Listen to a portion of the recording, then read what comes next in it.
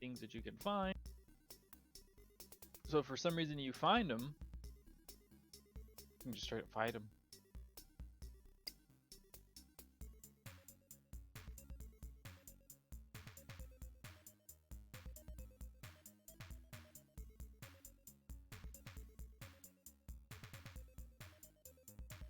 What a strange area. Huh.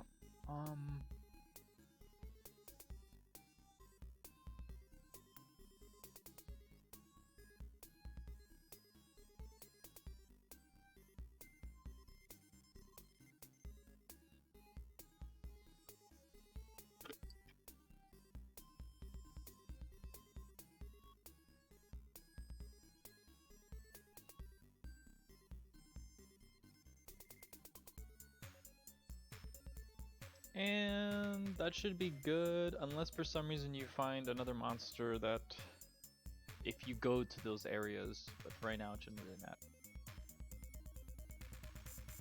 Alright.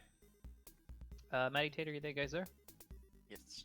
Okay, so, as previously noted, you had talked to Nesnar, who was at that time the leader of the Black Spider. His whole goal was that he wanted to take over this specific mine because he felt that there was a lot of money that could be made in this one, and it was a very powerful acquisition.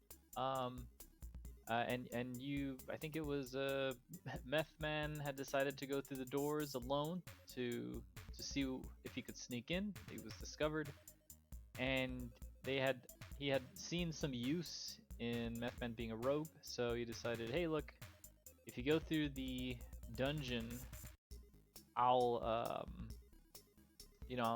give you some of the treasure that's in here and to make it worth your while. And Meth Man saw through those lies and felt that even if he was to go through everything, he would most likely kill him. So Meth Man was like, you know what?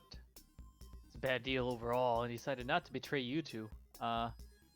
And I think it was Catherine decided to come up with a plan and a pincer from the other side, which was an opening which Meth Man had seen.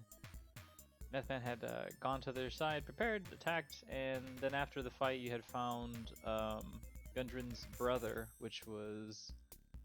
I forgot his name. His Nundro. name is Nundro. That's right, Gundren and Nundro. And both of them are together. Nundren has arrested, and I believe that Nesnar is still alive, but he's tied up. He is, yes. Unfortunately, yes. Alright. There was convincing involved, but yes, he's still alive. Right now you have done a full rest. You had heard like random scritching on the door, but you ignored it as like it didn't really go through the doors.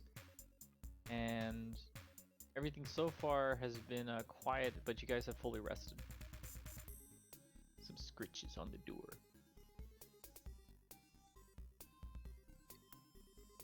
Alright. Oh, that's me feeling all better now.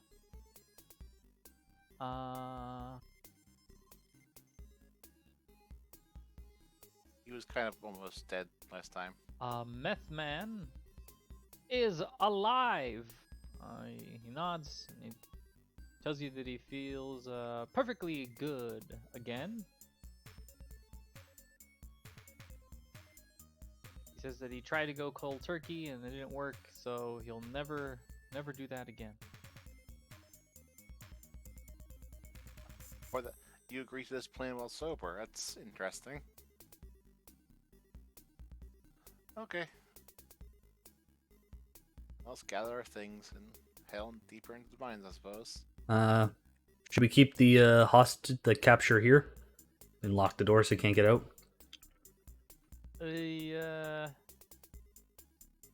Gundren and Nundro both say that that they see no use for keeping him alive. He's too dangerous, and that both of them say that because he killed their brother, they feel that the best option is to just kill Nesnar and be done with it. But it's up to you, Catherine and Kosef, to see what you want. But both of those are voting that they kill Nesnar because they killed their brother. I wanted to kill him, but Kosef convinced me that for now it's best to let him live. You'd have valuable Maybe information. he'll pawn in the future, but right now it's let him live. Bad time to interrogate him because we got to deal with the cave, but we could leave him here. I did Right. break his finger, so he can't be doing any fancy spells. I'm sorry, it's just that's just not how magic works in D&D, but okay. He's also a hot guy. That's how it worked in the dwarves' mind. No, you can't do any of your spells. I Oh, rolled my Arcana goodness. check to see if Kefra's correct because I'm not a mage. I mean, no, they can still cast spells. They just have to bound them. It's very you need. So the way that you do magic in your understanding is that one, you need to have one of three parts. Either you need an item, and then you need an invocation, which is the spoken part, and then you need you yourself to have the ability or the power, the magic coursing through your body to do it. If he's tied and bound up, specifically with And the gagged. muzzle, he can't speak. So that means that that's automatically one part that he can't do. Yeah. Second part is he's bound, so he can't grab anything, so he doesn't have anything to use as something to use to conduct that spell. And he has the magic, but he can't channel it into anything because you remove the staff. Okay, well, I broke his fingers because it was fun. No, you broke them. At that time, that was your understanding. Yeah, I was So gonna you say like, correcting it. Kosef knew that was incorrect, but he decided not to tell you anything. From now on, your character believes that magic is done through the fingers. Magic fingers? That's how they make the magic bridges. to be fair, I let her do it because I wanted her to like get off some aggression so she didn't stab him or smash his head in. I wasn't gonna stab him, I was gonna smash his face with his hammer. So I offer Well, the. Away. Should we have both brothers go with us, or have one of the brothers stay here and barricade the door? Gundren and Nundro, they tell you that the room is quite secure. Like the heavy door shows you that even it's quite heavy, and most of the monsters that are around here can't really get through it unless they're really trying to get in. But if it's like a random monster, you probably won't get in. And besides, this is where he was kept. And this was the main quarters of where Neznar was, and this is a sleeping chamber, so it was specifically modified so that it wouldn't open easily. They recommend leaving one person here to look after Neznar, but the brothers look at each other and they're like, they're not sure if they would be able to like keep themselves from actually killing him since he's bound, but they'll try for the best. Whichever one you decide to leave here, they'll try their best not to, because they are quite angry that one of their brothers is killed. I rolled persuasion to try to convince them not to. Did not go well. You talk to Nundro and Gundren and you tell them, look, you understand that Neznar had brutally, viciously murdered their brother, probably laughing while he did it, probably enjoying it. And you know what? There's nothing you could have done to have made the death of your brother less painful, because believe me, it was extremely painful. You explain in detail the markings that you found in the body. You tell him how brutally lacerated he was, and you say, I don't think that I've ever seen anything like that, and I've been adventuring for years, you told Yeah. him. Anyways, try Anyway. not to kill him. Don't let the rage get to your head, because trust me, the rage got to Neznar's head when he killed your brother. Didn't Thoradin die to spiders? Yes, that probably were his spiders. Oh yeah, but he was alive before the poison took him. You explained, like Kosef explains clearly that, oh yeah, the poison was taking him slowly, but Neznar made sure that he killed him before the poison could get him. The poison just kept them in place, so they could brutalize your brother. But if you brutalize, look, I'm okay with you brutalizing him when he answers for his crimes, because you know what? There's probably other dark elves brutalizing other dwarfs out there, and if we kill this one, we won't find the other ones. And then you tell him, like, there's these other dark elves that are also brutalizing people like your brother. Oh god, the thought of it is so horrifying. Yeah. Oh god, this is so horrible what they did to your brother. You It'd feel be like little mini thunder trees all over again. you feel the brothers start getting a little angry. They have to roll. They have to roll in order to see if they've not gotten enraged. Okay. One of the brothers, Nundro, begins shaking, and he says that he's not sure if he could stay here in this room and not kill him. Gundren says that he would be able to contain himself only because he knows that the fate after we get out of this excursion may be worse than what he did to his brother. Okay, so I say, Nundren, are you okay to come with us? I understand not being able to look at this monster. I still feel Gundren would be more useful in the cave. Yes, but unfortunately we need someone to watch it, and obviously your other brother is more temperamental, Kefra. Like, I don't know why you can't be calm your brother down, or cousin or whatever.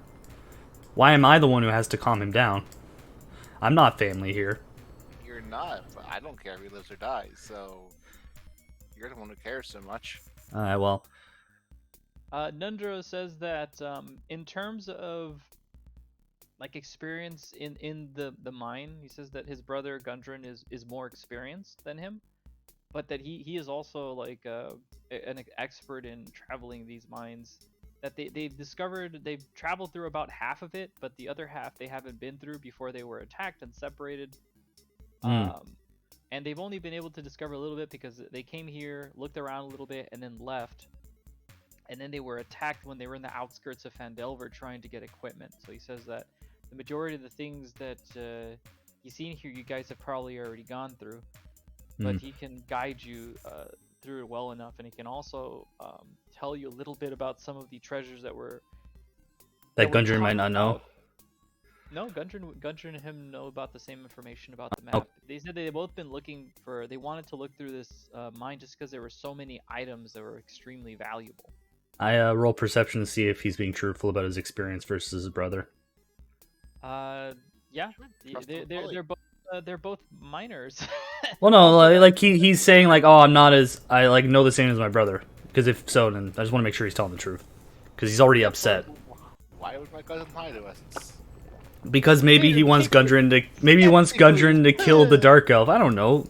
I'm gonna take Nundren with us as long as he's not like kind of overhyping himself. Nundro specifically said that he's not as experienced as his brother, but he's extremely skilled in his own right.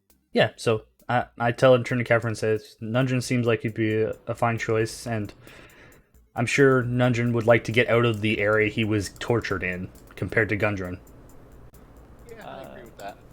So the rogue is like, all right, I'll see if I can look outside quick. And he opens the door that's been slabbed, and he steps out and he sees the spiders only more curled up and dead.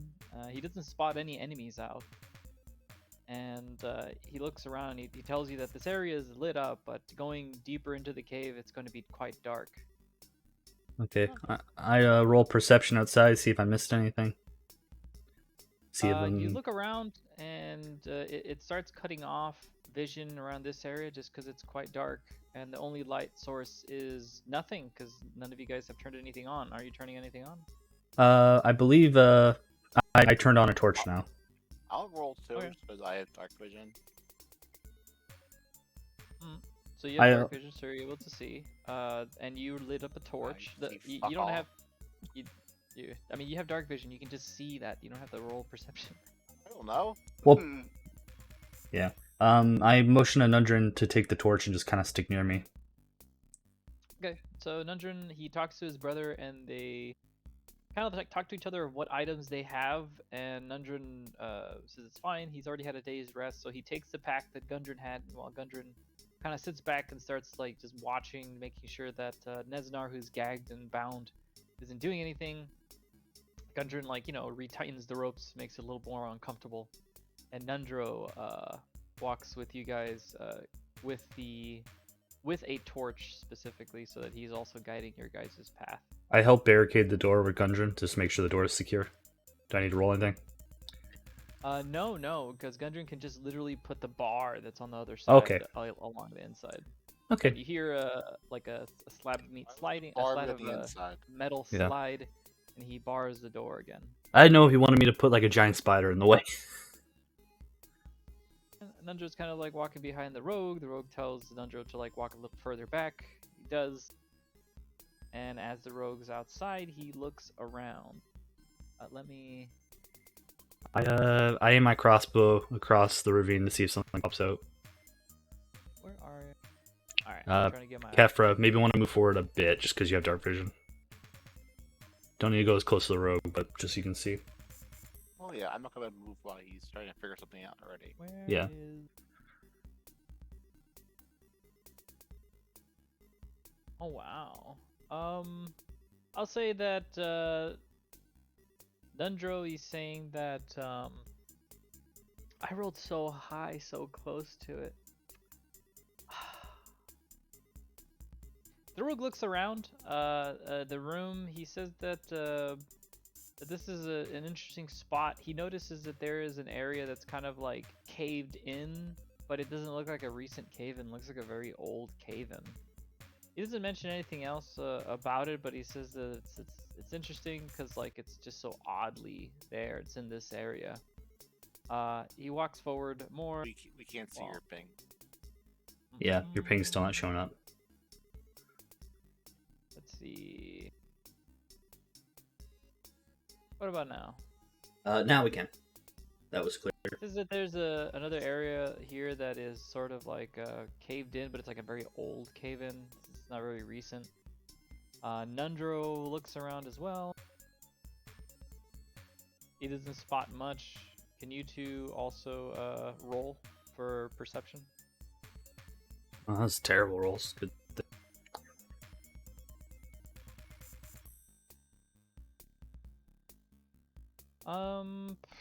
I'll give it to Maddie because this is an interesting find, and I want you guys to find everything that the campaign has. Normally, I'd say no, but I'll say that it's advantage because Nundro is kind of guiding you guys through some of the history of the cave and pointing at things that might be interesting. And you guys find the area that the rogue pointed to. Kathra, you notice that there is something underneath the rubble which is shining just ever so slightly, just from a small twinkle you can spot it. It's buried underneath this almost cave-in that's at the bottom of this corner of this cave. And Nundro says that he could probably dig it out, but it'll take him a bit. Okay, let's dig it out. We don't know we're here for treasure as well, so let's make sure we find some. Okay. The rogue walks along this crevice, and again, this is going downwards. It's not going up. It's not a hill. It's not a plateau. And he climbs down along the river. There is a bridge, not a bridge. It's more of a rope ladder and pikes, spikes that are down there, which you can use to climb down. And he uses them to climb down to safety. And Nundro, he climbs down as well. And that's right, you can jump down. How much is it? If I remember correctly, it's about where is it? Just curious if we have to roll or not. 20 feet. Well, that's a pretty hard drop. Yes, it is. You'd have to roll. Or Probably. just there's literally I told you there was a ladder, a rope ladder. Oh no, but Maddie said, "Could you jump down?" Maddie has boots. Oh, she has the boots. She can do that. Yeah. Okay. So I'm gonna stay up and provide Overwatch as best I can. Okay. Nundro starts While he's digging digging through. there, can I jump up here and see if there's anything up here? You can jump up there. Yes. I yell at Kefra and say, "Can you hold up a torch so I can give you cover?" Sure. I'll hold the torch. Catherine, you reveal yourself too. Which I know. I aim in the area that I can see, which is. I shoot at the darkness. I can only see this because of Kefra's torch because it's 30 feet, right? I'm not going any further. Okay, Yeah. so Kathar, you look down and you see that it's sort of like this entrance, and it's a hall, and it goes to the right. You hear some small noises further down. However, you can't really make them out, but you can tell that from a distance there's something scuttling around. You're not sure whether it's a rat or a monster or a bug or whatever the hell it is. I'm gonna turn off the torch then. Well, I can't help you, Ned. but I'm going to stay here. Alright. It's completely dark. Like I can't even see Kefra now, right? That's fine. You can see Nundro at the bottom, sort of working, chipping Yeah. away. But I can't see Methman. I can't see Kefra right now because they're in the darkness. For all I know, Methman has been eaten by a Gru. Methman is with Nundro. Right now he's in the middle of the thing, and I can't see up there. I don't think. You can. Oh wait, no, Nundro it's fine. is, It's fine. 30 feet, right? Nundro has the torch lit up. And I can see up to here. Road, yeah.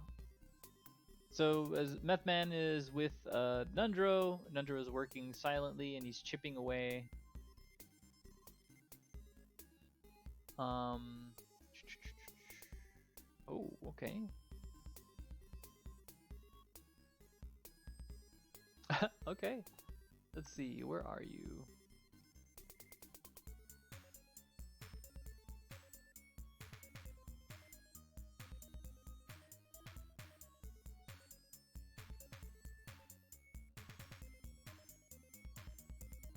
Were you trying to hide them from us? No, I'm not hiding them for you at all. Okay. From a distance, you hear scuttling next to the river, and unfortunately you couldn't see them earlier as they had been, their noise had been drowned out by the river, and they had appeared going from a distance. You can't shoot at them as you see, but you'll have disadvantage unless they go into the light, or unless you turn on yourself on a light and just, put it somewhere near. So I can't. Okay, so I'll have to use like one of my actions to do that, basically. Let's see. Roll initiative.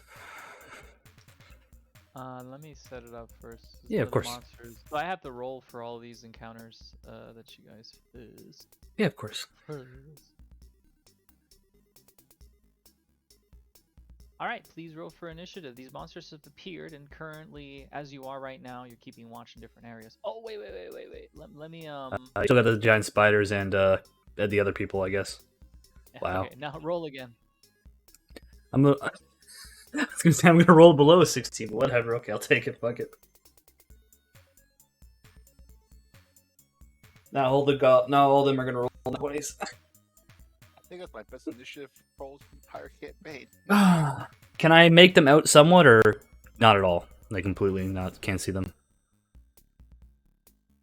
You can make them out somewhat. However, if you were to try to shoot them, you will have disadvantage. Okay, I'm gonna roll Arcana to see if I can make out what they are.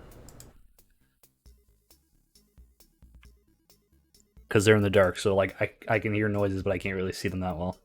You can see them, and Oh. you can hear them, and the only issue is that it's quite dark. And if you were to shoot, you're not sure whether or not you'd hit. Oh no, them. I just meant like can I tell what they are? Roll. I did. I rolled Arcana.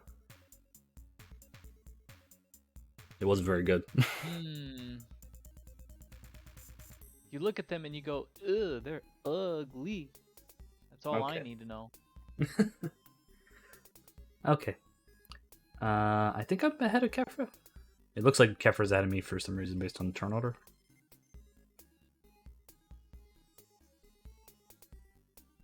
Yeah, I'm looking at that wrong though. I'm still organizing it. Yeah, of course.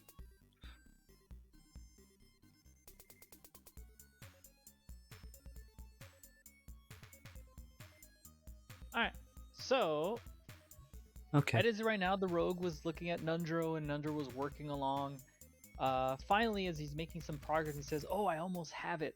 As he's chipping away, you suddenly hear crickling and clacking of what sounds like bones clicking together. And as you look off in the distance, Kosef, you see this group of 6 skeletons going from. I know there's unsubmerging skeletons. from the water. They're ugly. They look gaunt. They look gaunt. You're not sure that they're skeletons. Actually, let's see. Arcana for some reason. You look at them and you saw that. Oh, is that or animal handling? You know what I mean? You looked at them and you saw them as gaunt creatures that couldn't possibly be alive. They were too skinny.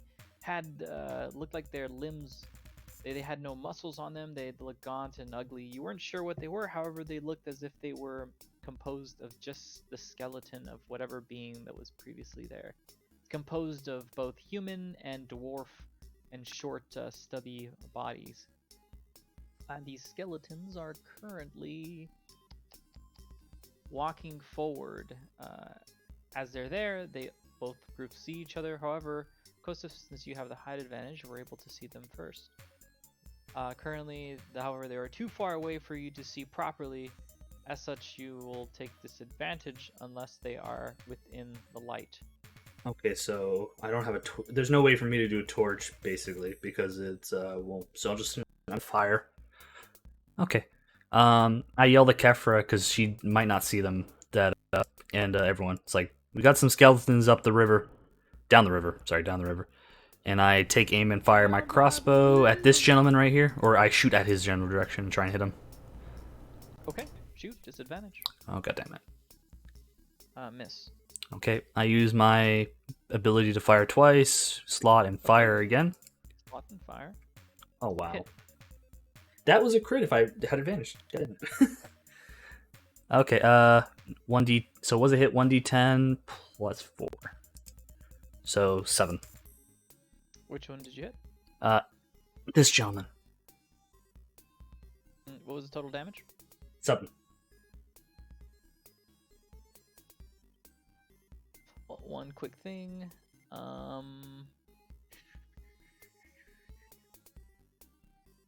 Okay, you shoot at this being that's coming in this group. As the being is walking towards you, you see it get struck by your second bolt. And as it does, you see that a part of its body has been broken off. However, it still continues to walk towards you.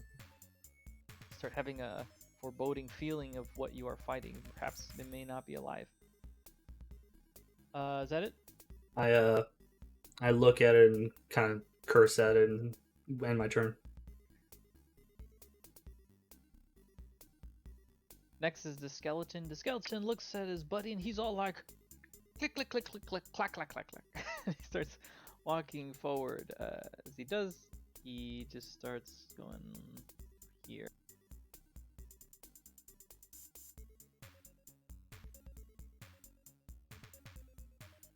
He starts approaching this area. Blah, blah, there.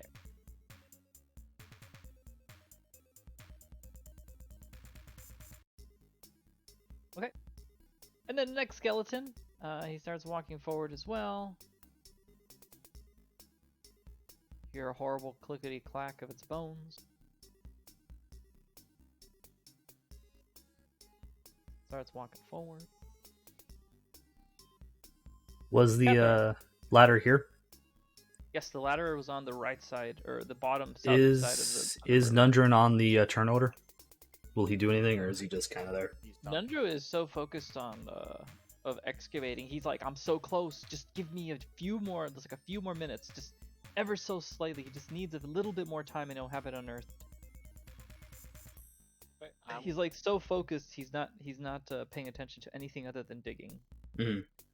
I heard Kosef, and I turn around, hop down, see what's going on.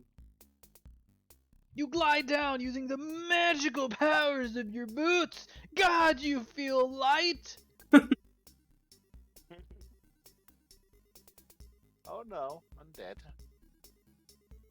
What can I do? You look forward and you spot the 6 skeletons. One of them has a chunk missing from it. He is this one that's center towards the back. 2 of them have already walked forward quite quickly, seeing as they wish to attack whatever is fleshy and juicy.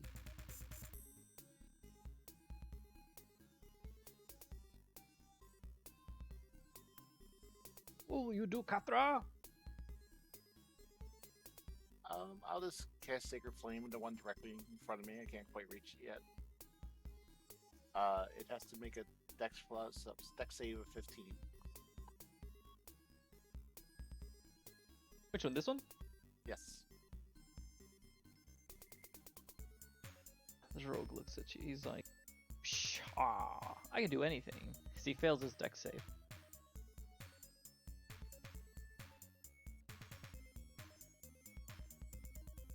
Yeah, 4 damage.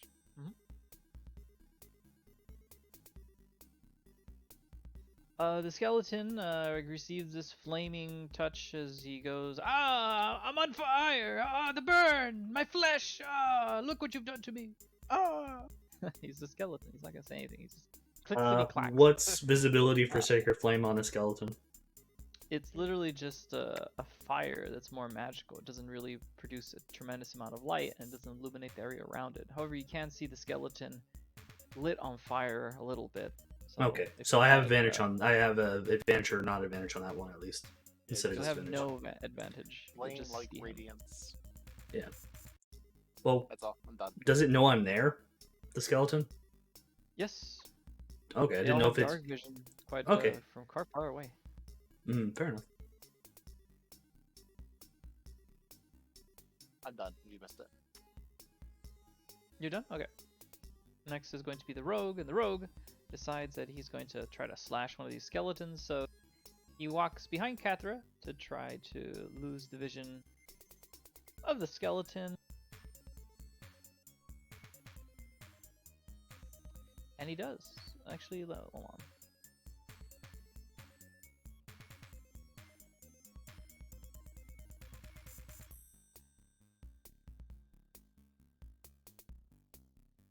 Where is... Very lucky. I barely did that. Okay. The rogue goes behind the Kathra, he hides, and then he goes right in front of the skeleton and he attacks him. Hits. It's 146 plus 4.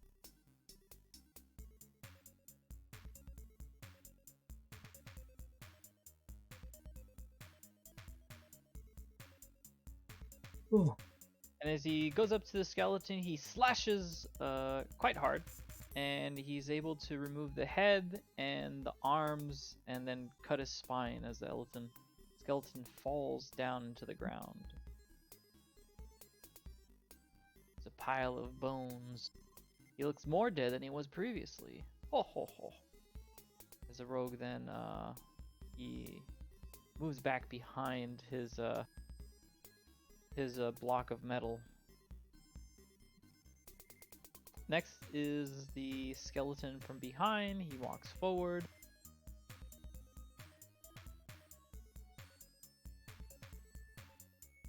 Stops there. Next is this skeleton. He walks forward as well. He walks up to his dead comrade where he goes, "Oh, he went to my wedding." Let's see. Next is another skeleton.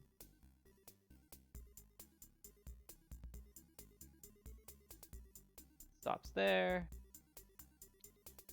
Next is that skeleton at the end. He goes forward again.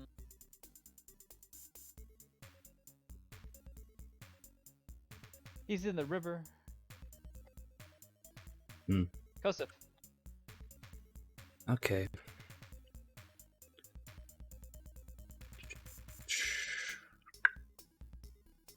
I'm gonna move here to get behind them.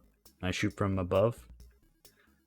At... Oh, I almost forgot to mention that the rogue, on his the rogue, while he was moving around, decided to light a torch because he can't see shit.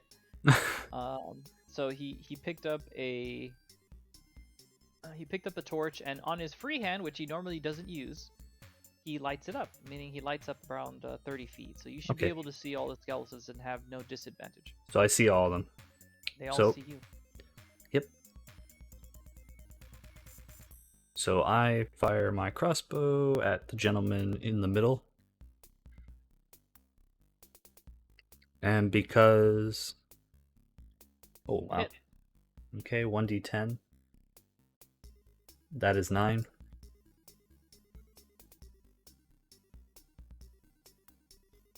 You strike it in a part where its old armor used to be. You can tell that of its robes, it was probably a wizard. So like the bolt goes in there and cracks a bit of its bones, and you can see that it's not extremely sturdy, but it still has these like dangerous swords and what looks like short bows on their backs. Okay. I use my action surge to power through and fire another bolt. At the same enemy. Hit. Okay, 1d10 plus 4. That is 9 plus 4, so that's 13. You shoot the bolt again, and as you do, it goes right into the chest, the chest bone of the sternum of the skeleton, and upon doing that, it just removes the torso, and everything else falls apart around it. The skeleton falls to the ground. Okay. Yep, and I used a bonus. I used that bonus action to get another bonus action, but because I can't attack twice because of last turn, I use the action surge to slot in a bolt for next turn, so I can attack twice again. Not action surge, extra action. For bonus. Yep.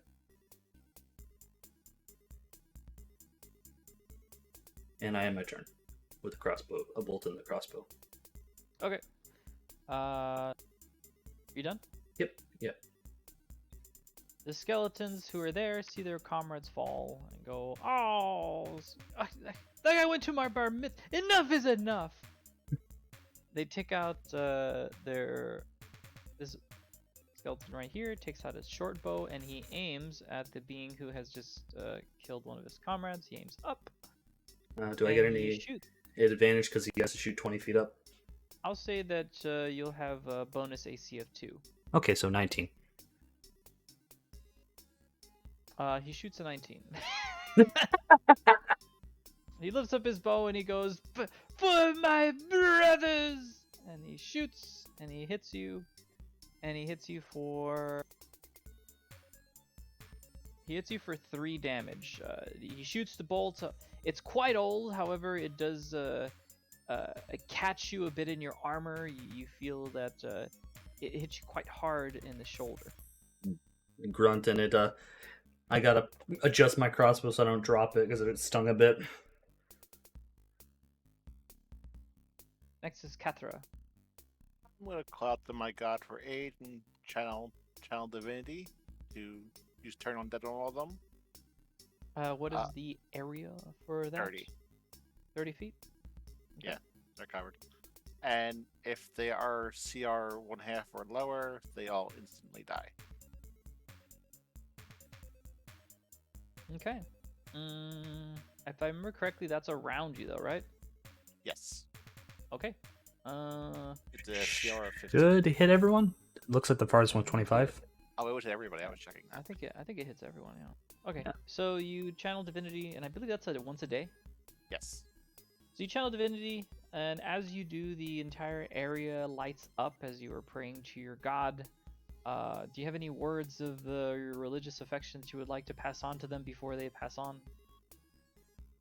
Maybe Hunter's Hammer guide you into a life to have a peaceful afterlife and not haunt the cave forever. You spit at them and say, "Eat shit and die." Yes.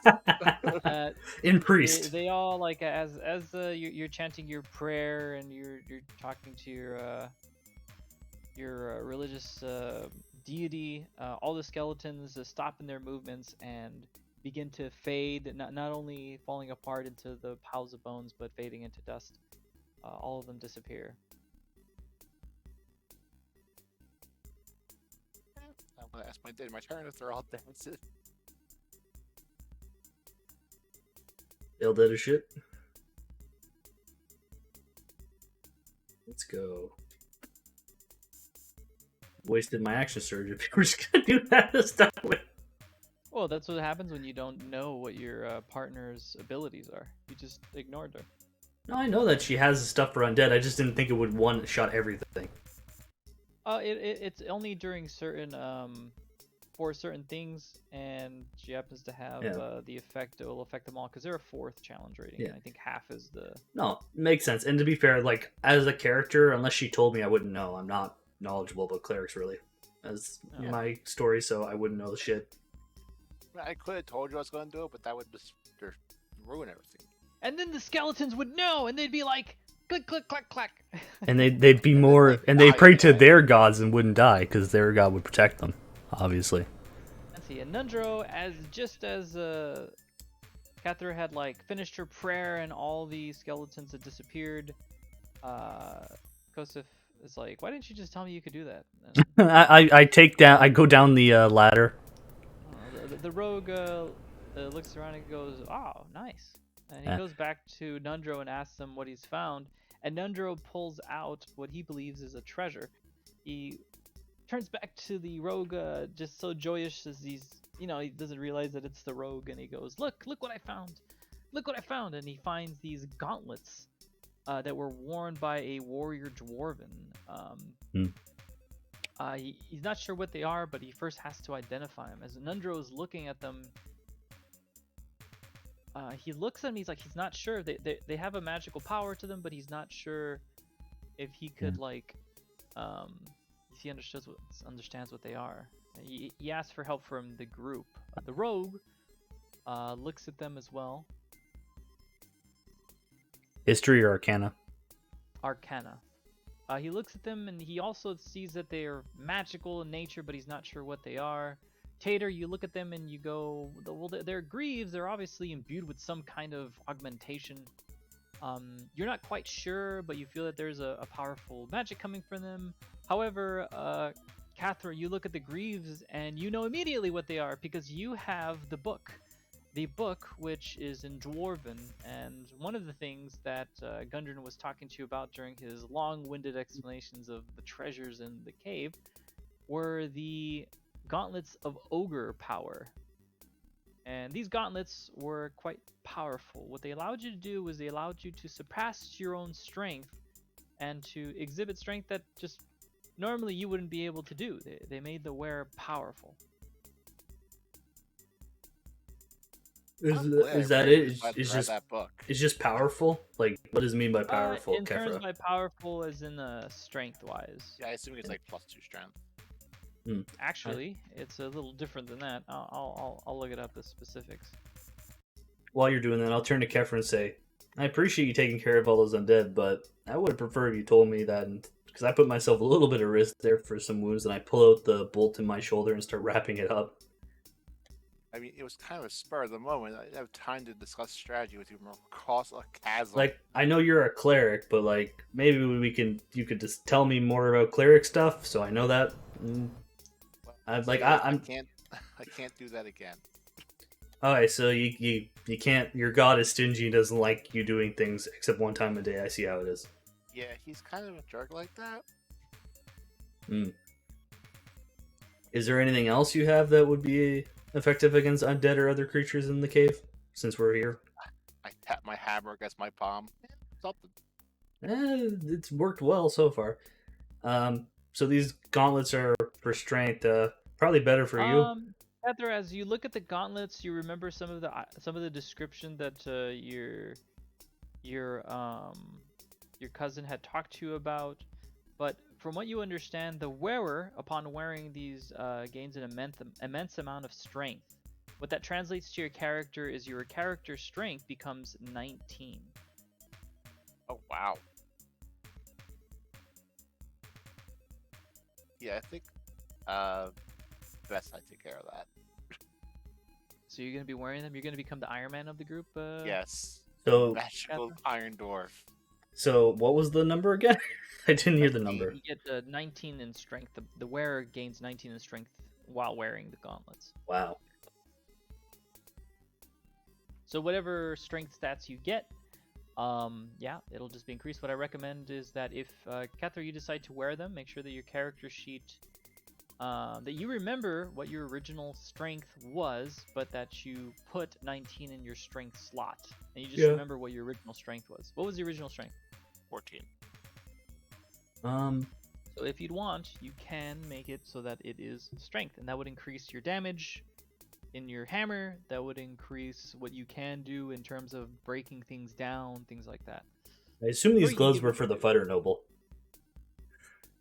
It was anyone can wear them.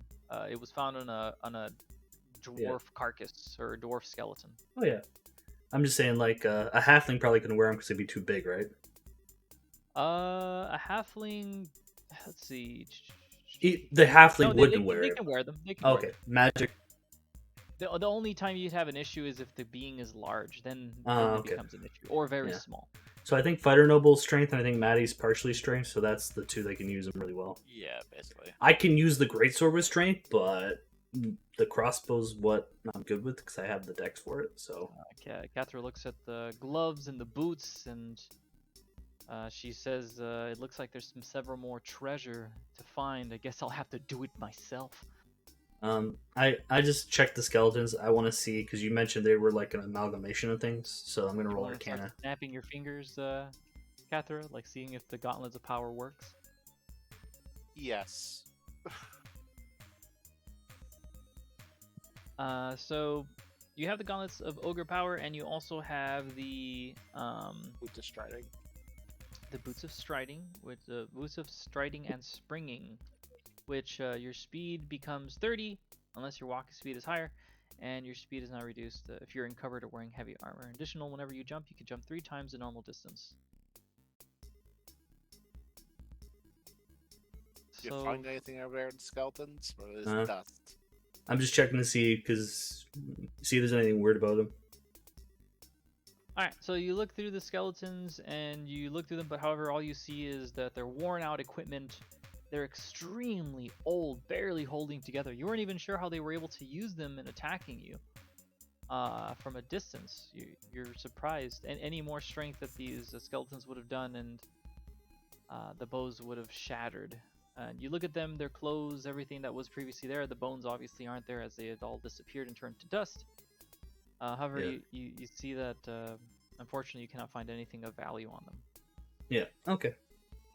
I step up and head back and say, well, there's a bunch of dust and there's nothing really valuable there. Well, before we proceed, when I was up there on the cliff face, I did hear something. I don't know what it was. It was scaring. I couldn't tell you what it was, though. Well, I mentioned to Could be a rat, could be a goblin, I don't know.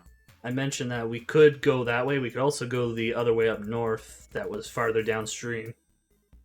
And we might be able to see something downstream as well. Kosif, as you were up in the area up north, you noticed the entrance that was up north, and you get a somewhat good idea of how it looks. It's a passageway that's barely 4 feet high and is obstructed by rounded boulders and pebbles. It might have been a stream bed, but no water flows through there now. You see it as sort of like this path that may be available for your group to take. However, you'll have to let them know if they want. Yeah. But you saw that it was basically an area that was like a path that you could see. Nobody's I seen meant- anything up there. I mentioned to Kefra, the north side looks to be going. I can't really tell where it's going, but it might be going farther north. What's the where is the area that you were at going? Is it going south, east, or west? It went around a corner to the south, but I couldn't tell you more than that. Nundrin, where do you think we should go if you're going to take a guess based on your knowledge? Nundro, being a bit of a slightly excited for finding his the treasure there, is a bit more composed, and he says that if we take the northern path, it will most likely lead to a lake. However, if we take the path that's closer to us, he's not sure where it'll take us. However, he does know that there are strange drawings and notes on the map. He says that the only thing he could think of is that there is something there, but he's not sure. However, there's notes there. It's too faded to read properly. Kefra, So what do you again, think? Taking the northern path is going towards this body of water, and taking the southern, the path like to the southern east is an area that may have something there, but he's not sure. I think we should check out the close path for now. Okay. I look at Kefra and say, that sounds fine. Let's start heading over then. I'll hop up there and I have rope on me. I'll hop the rope Kathra down. effortlessly hops up and starts jumping to the top, and is able to get there in about 2 leaps, bouncing off the side of the wall. Whereas Kosif is walking up very slowly, as he feels that his grip is good enough in order to keep up, but he just looks at Catherine just staring at him while she waits for him to climb up the wall. I hate dropping a rope down. She's just looking at him. I look at Straight Kefra and looking say, at him. I'm gonna take my time. I don't wanna have that bridge incident happen again. And I look at Nathaniel and say, you gonna be able to climb with this without falling down again? The rogue looks up the wall and he says he'll probably be able to handle as he scurries up quite quickly to the top. Within a few seconds, he's able to go up. I look at him and say, you couldn't have done this when we were in combat, and you can do it when we were passively doing stuff? Meth Man looks back and only responds with a small chuckle, saying, "You know what? You roll the dice. Sometimes you get the bump, and sometimes you don't." The gods are cruel. Nundro then climbs up. What he does is quite skillfully but slowly he goes up to the mountain. Up to the side of face of the ridge, and he goes up to the top. He has no real issue, but he slowly walks forward. The rogue then, with his torch in hand, decides to walk forward, and as he does, Get my rope back. that's pretty funny. As he does, he walks forward and he starts looking around. I get to the corner and take out my crossbow and aim down as best I can.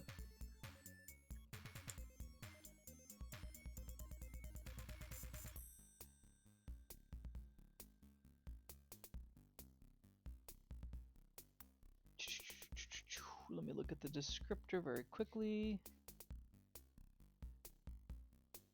As he looks forward, he kind of describes that there is an area which can only be described as a large machination that is moving, that can move, and it looks to be a water wheel. He's not really sure if he could describe more of it, as it's too dark and it's too far away. I roll perception to see if I can take anything else out too. Real quickly.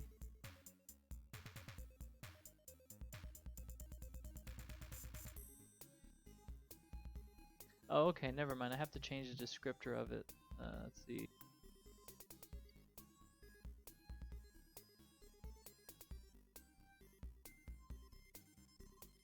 Can I roll perception that's based on where the water wheel and where we're standing? Okay, so I'll say that this area that's around here is very dimly lit. Let me see.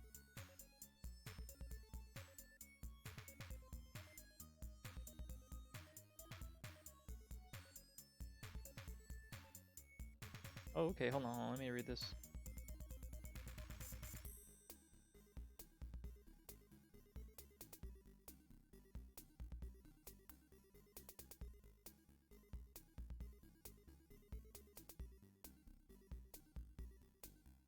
Okay, so the room that's around this area is actually quite dimly lit. You can see it, and what you notice is quite an amazing sight. Around this area, you see a blast furnace and mechanical bellows powered by a water wheel dominate this large chamber. The furnace is cold and dark, but heaps of coal are piled nearby, along with carts full of unrefined ore. The water wheel sits in a 10-foot wide channel cut into the floor of the room, but the channel is dry. Passages exit to the west, south, and east. The empty channel exits to the north and east. More than a dozen withered corpses are scattered around the room. These slain dwarves and orcs are still wearing the remnants of their armor. Floating above them is a skull engulfed in green flame. Around the area, you see several of these corpses litter around the area. However, the flame skull is something that is continuously looking in the area where you guys are. I roll Arcana at the skull. You look at it and you're like, holy shit, that's a skull. It's green. Holy shit. I look at Kefra and say, have you seen that green flowing skull? The rogue looks at it and he says, holy shit! There's a bunch of dead bodies everywhere! Oh my god! Oh my god! The horrors! Maddie, look- you look at the skull and you see it. You're able to tell that it is a magical monster, and it is a skull. It's on fire. It's floating, and you can tell a few things about it. One is that it's very dangerous. Two, that you only know that it's a skull that's aflame. So you name it Skull Flames. I look at Kefir and say, should I shoot it? The skull flame probably killed everything in there. So I don't know. Maybe a So what you're saying is I horrible should idea. shoot it. Well, we can go in there, or shoot it, or leave it. I look at Kefir going like, what do you want to do? Like, I don't know. It's a green floating skull. Do you gotta know more about it? That I'm not gonna know more about it. I'm not a master. I'm not a lich. You shouldn't ask. well, my you're friend a back there. cleric, so like I thought you knew about liches. You definitely don't like them, so I figure you knew all of their tricks. You should ask your friend back at the well. Well, if he was here helping us, we wouldn't have this problem. Shoot it. All right. Can I see it? Like, where's it at? Tell. It's on fire. I don't It's see right it on the there, you don't map. see it? Oh, that's the thing. Okay. It's very small. It's literally a skull. Okay. It's floating. I As you line. step into the room more internally, you see some of the corpses on the ground start getting up. One of them specifically nearby. Oh, I didn't see the corpses on my bed. You weren't supposed to see the corpse because every time I show you the corpse, you start going, I'm going to move around them. To be fair, I figure in character I wouldn't want to step on corpses. One of the corpses that are around.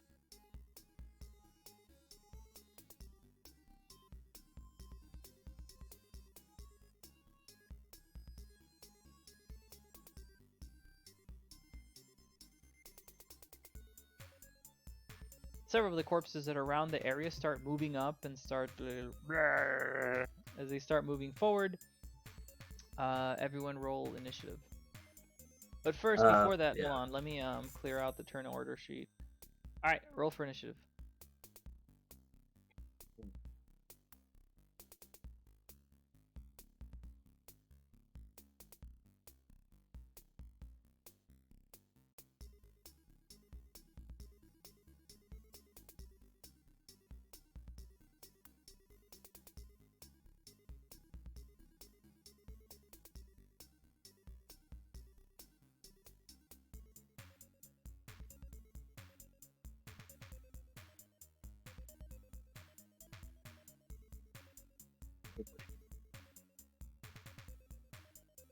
How can I roll like so shit when I have +4 initiative? What the fuck?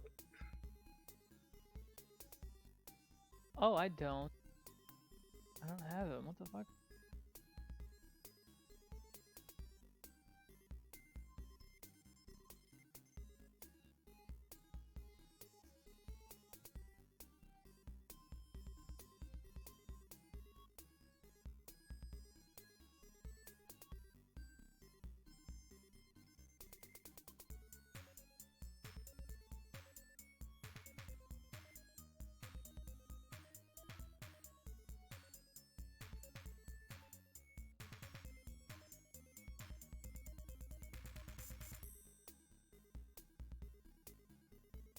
What an interesting creature. Hold on.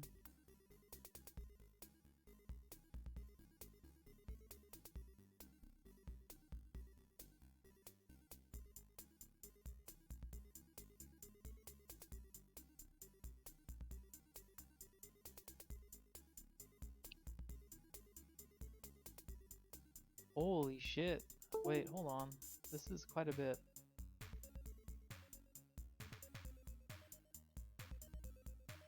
Alright, let me start organizing,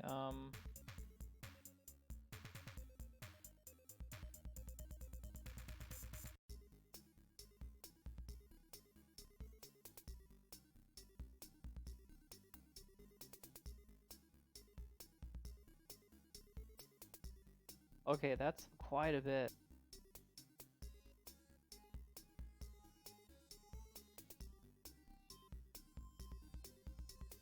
He's worrying when the monster has quite a bit.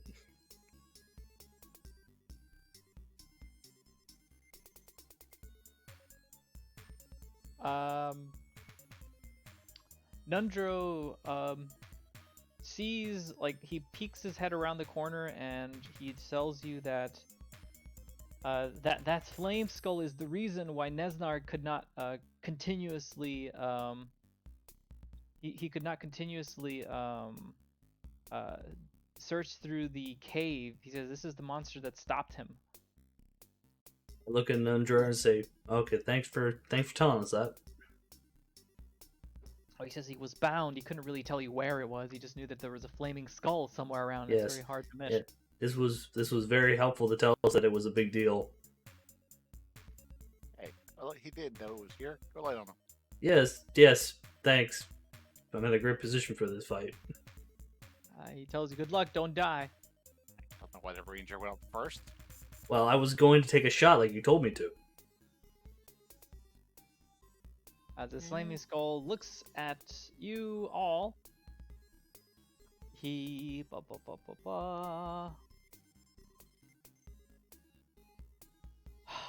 That is a lot. Hold on. And Kosev is now dead.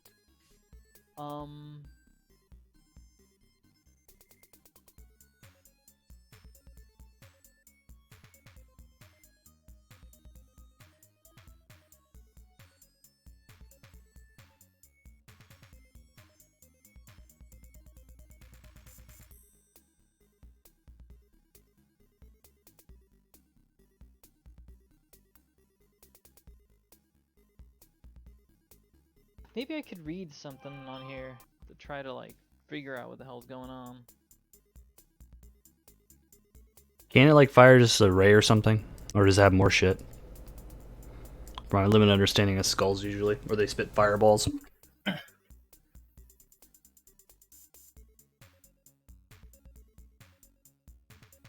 Okay, so...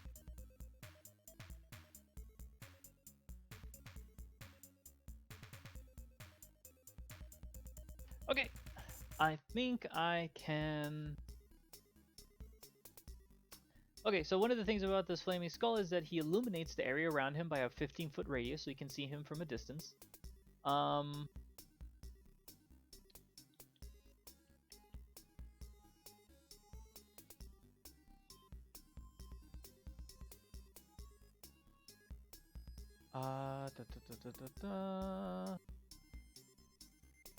Oh, wow, that's pretty cool.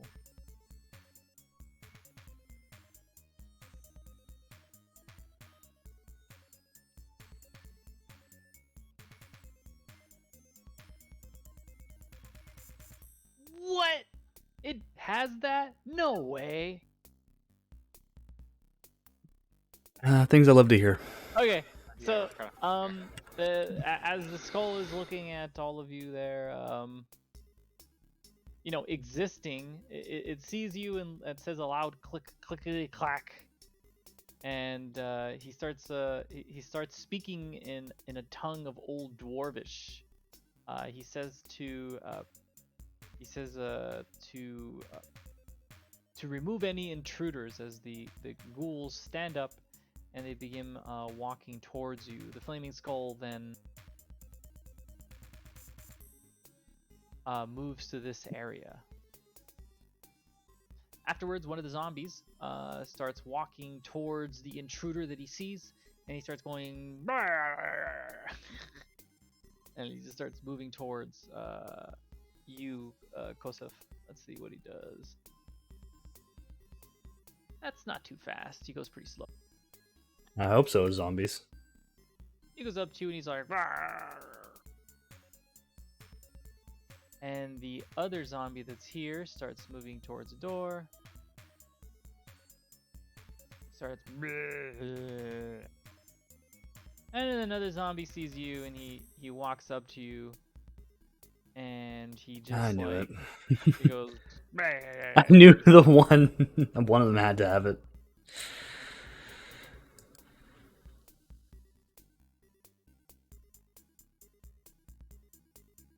Huh? Wait, hold on. There's something that it has that I have to do unless he's killed.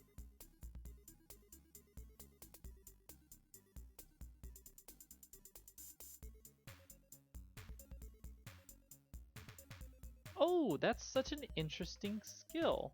Okay.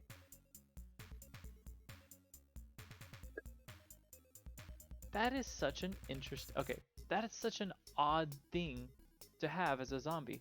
The zombie moves up to you, and as he does, he slams you with his hands that, although fleshy and full of muscle, are quite old and ugly.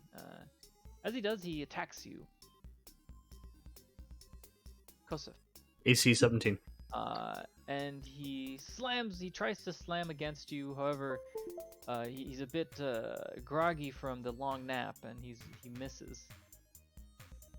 Can I do talking while getting attacked or no?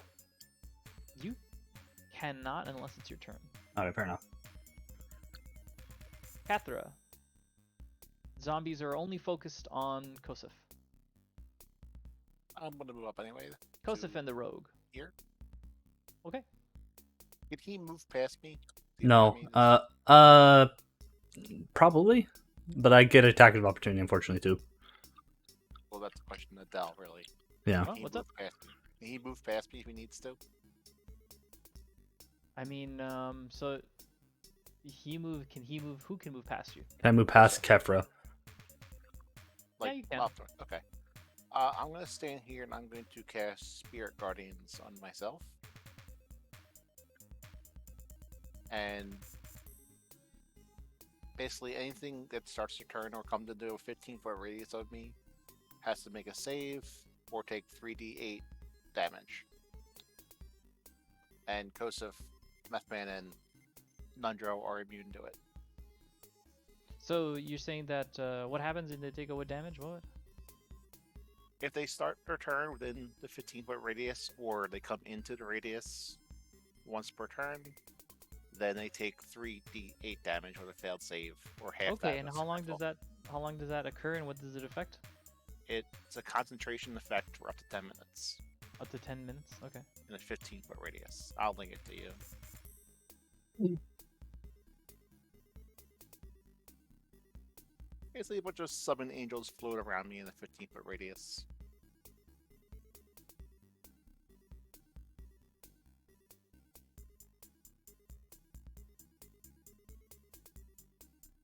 You do realize that this is for concentration, right?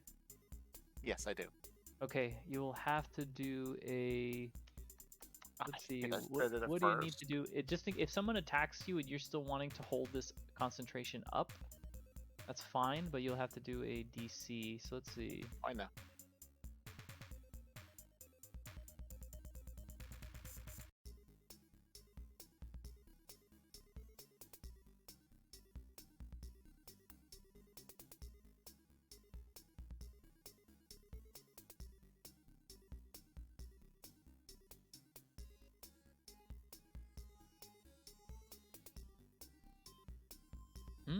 Okay. So in other words. Okay, so it's something that the casting time is 1. So in other words, since you weren't in fighting, it just came up. It's gonna take 10 minutes, so that's quite a bit of time. So that's fine. Never mind. So since you did it during the time that you were walking forward, it went around you, and now you're up to this zombie. All right. And What are you I'm gonna do gonna next? End my turn there. Can't do anything else. Okay.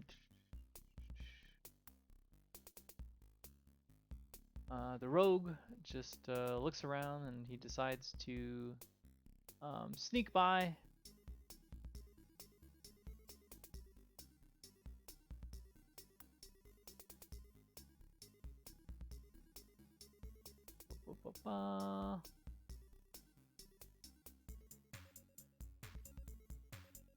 Okay, and as he sneaks by, he attacks the ghoul that is there. He goes up to him. Ghoul or From the skeleton? side, from behind Kosef, and he slices him.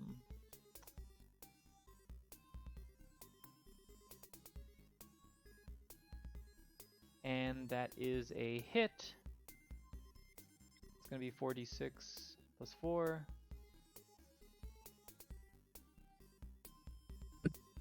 Wow. Oh shit, never mind. So that's 16.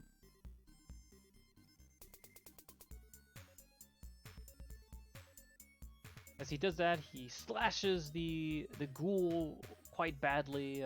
He leaves these huge gash marks all around him. Parts of his like intestines are falling out. It looks overall disgusting, and the rogue then silently steps back behind the dwarf, his metal box of a wall. And the rogue ends his turn. Next is this zombie as he moves up. Wow, it's still alive. That's nutty. Kosef. I'd like Kefren said, was that skull speaking a language that you can understand? Because it wasn't speaking Elfish or human, and this is a dwarf cave. Do I understand Old Dwarfish? You do. It's sort of like you can imagine it being like the equivalent of Shakespeare if someone speaks in a Shakespearean manner. Basically, You're like, oh, Killots. And I look at Kefren Or- and say, or can you not try kill telling you, it to kill stop you." kill us? And I swing my greatsword at the ghoul in front of me. It's evil. I don't negotiate with evil. that hits. Okay. 2d6 plus 2. Oh, sorry, I roll another one. 7, so that's 9 to the ghoul.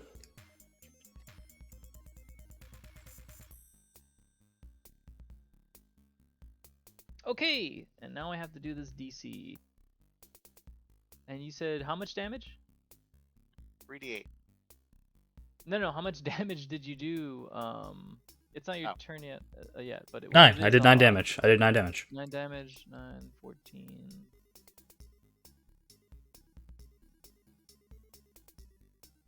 I think 9's 16, right? Okay. So as you slash the ghoul, you feel that the ghoul, which should have died, instead of falling to its knees, then doesn't fall at all. He slightly slouches, and then he gets up slowly again, ready to attack you. Okay. I yell at it and say, okay, that's enough. I use my inspiration and swing my greatsword again. And I crit.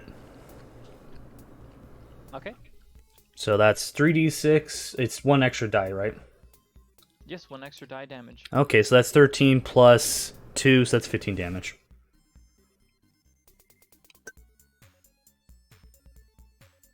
Waste of inspiration, That's whatever. 15 plus 5, that's 20.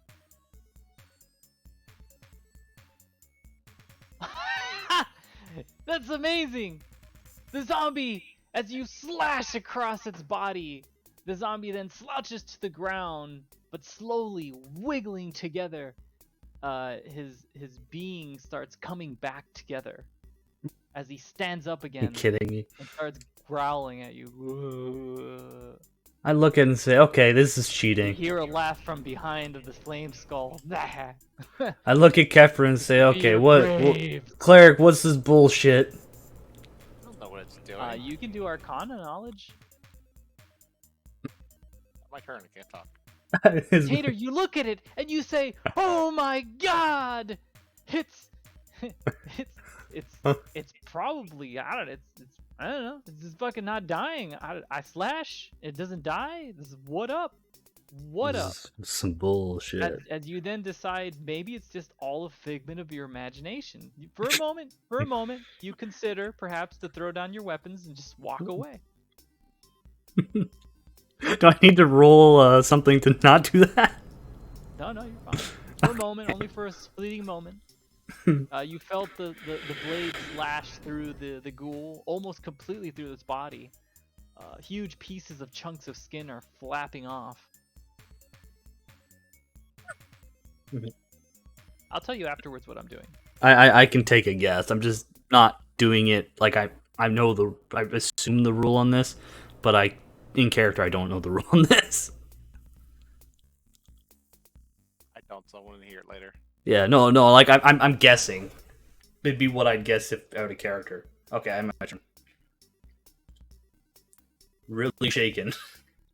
Next is going to be another zombie. He's like, "Brr," and he starts walking forward.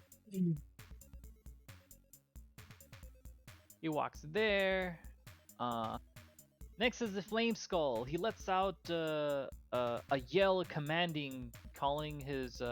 He says this in Dwarvish, so only Cathra and Nundro can hear properly. He tells the other soldiers that are nearby, "You must defend. You must defend this area at all costs." And he summons more ghouls.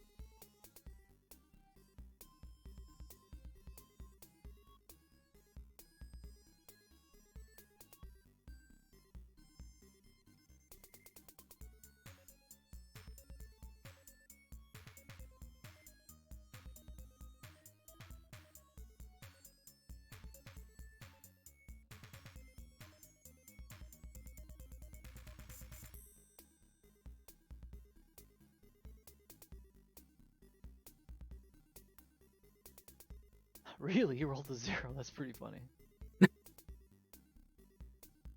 Alright. So, as those came into the fight, they gave the order that which they will be at. And then the Flame Skull decides to move forward himself. And he...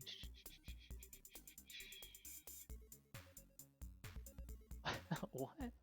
Oh, he can't move. He only flies. Oh, okay, that makes sense.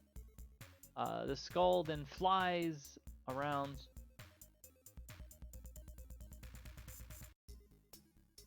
He flies around to this area. We can get a bit of a... You can kind of see the skull in the background. He just flies and he tells them that this area will be defended at all costs.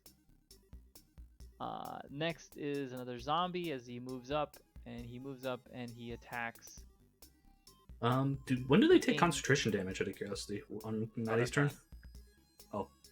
Start of your turn? On their turn, the start of the turn, yeah. Yeah. And Okay. the other zombie goes up and then attacks he attacks the being who attacked his buddy, but he'll go front and attack the dwarf instead. Well, he has to He's take right the in front of damage him. first. Yeah, I was gonna say, shouldn't it take damage first? He's already in the area. Yeah, but It's when you start your if you're turn in in it, the yeah. area. Ah, okay. So it's does it say the turn of? Let's see.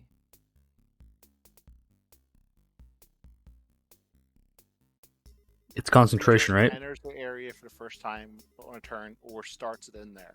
It must take a wisdom saving throw. So yeah, it's basically if they're in the area, they take it. Is it concentrate or something else? It's called Spirit Guardians. Spirit Guardians? Okay.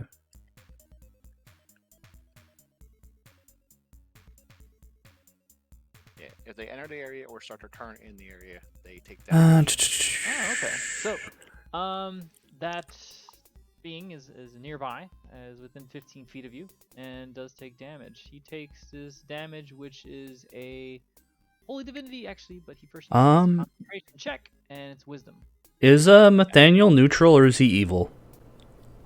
It doesn't matter. I It- exclude him from the spell. Oh, you can exclude it from the spell? I'm reading the Spirit Guardians and it doesn't seem like you can. No, I can't. Okay, fair enough. When you cast a spell, you designate any number of creatures you can see to be unaffected by it. The one I'm looking at, rule 420, doesn't have that.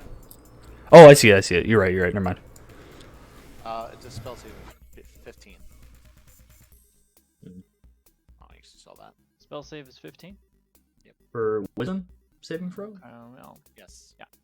And effective creature speed is half in the area as well. Okay. And that'll be how much? 3D roll Um, for damage? They take radiant damage if they're good or neutral, or 3d8 product damage if you're evil, so they take radiant damage. And half as much if they do succeed. Yeah. Either way, they're taking damage. Roll for damage. For the radiant. 3d8. 16. Now, Oof. hopefully, he doesn't break my concentration on the first hit. 16 damage. Radiant 16, if that matters. For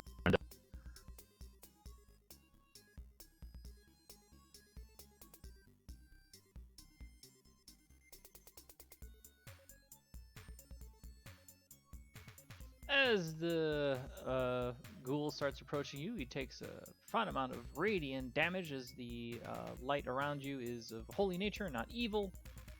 And then he attacks you there. Are they making noises? are they vulnerable to radiant damage? Del or no? They are no. Okay. I figured they'd be the ones that were. Alright, good to know.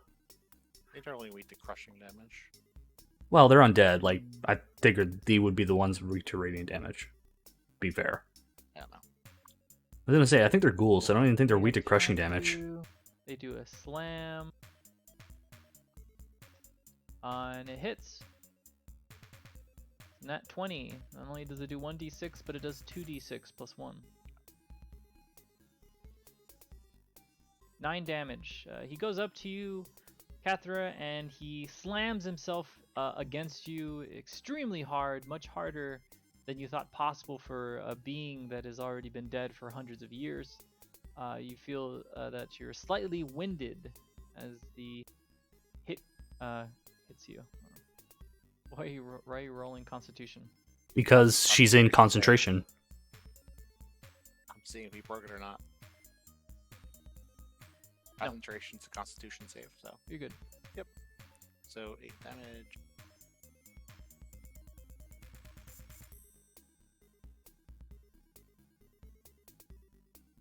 Alright, next. That awkward one when Another if we had zombie. turn undead. Yeah, tell me about it. Starts walking in the area. Next is another zombie, which is there. He burns too. 15 feet. Right there, 15 feet. Alright. And also he is half the speed, so he's even slower. Well, He's only half the speed when he's inside. Oh yeah, fair, right. Yeah. So he takes that. Well, let me see if he saves. Which doesn't seem very good because it's only 15 feet. Yeah, we did that. Does It's he need to already- roll 15? Yeah, 15's a DC. Yeah. So he goes through and he takes the damage. What's the damage for? 20. Ooh. It's a powerful spell in right circumstances. Yeah. It has it's very good against undead who don't have range abilities. The zombie then receives a tremendous amount of damage as you see that the flesh that is on him begins to wiggle around and almost writhe off of its flesh. It's looking at you and still moaning and undead, dead, beady eyes. He's going, "Bah," walking Does he towards you. Get stabbed by like angels that are flying around, or does it just like burn like it burned them Just like does this? damage. Doesn't say what it does. Yeah, because The next zombie is there. He then attempts to strike Kosef, but before he does, he will do a saving throw. And he takes the radiant damage. 8 damage. Yes. Yep.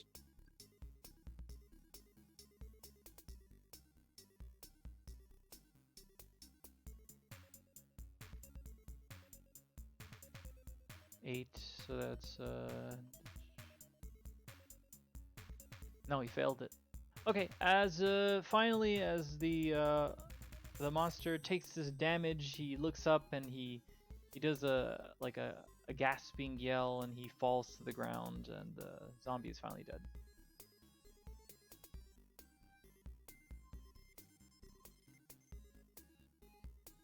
But before that, I need to look at something real quick.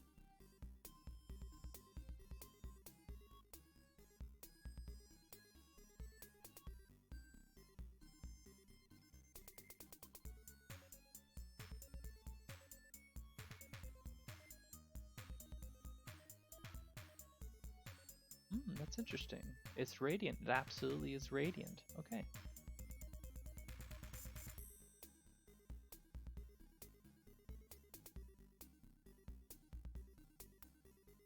Okay. I now know how this will go. Okay. The radiant is very strong. I think we're gonna die. no, it's a good thing probably because the thing's dead and not coming back up.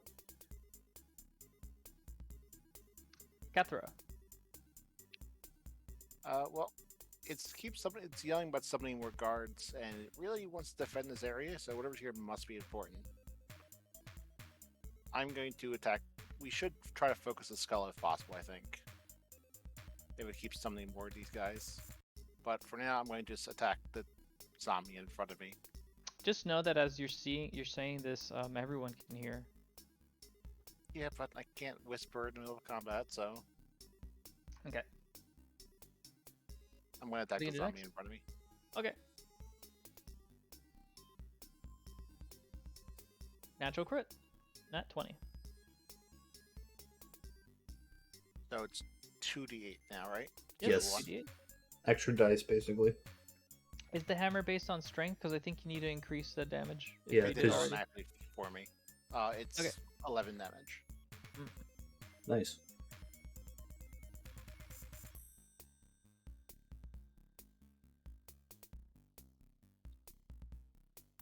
And as you strike it, you feel that the strike is enough to kill the zombie. However,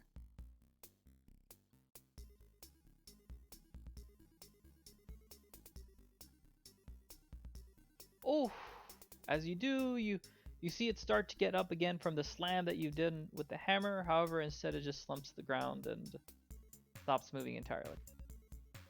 Okay, I'm going to move forward then. Can you move forward while concentrating? Yeah, you move. Hmm. It's just damage. I'm moving to here, Okay, so and I'm going to end my turn. skull's in range.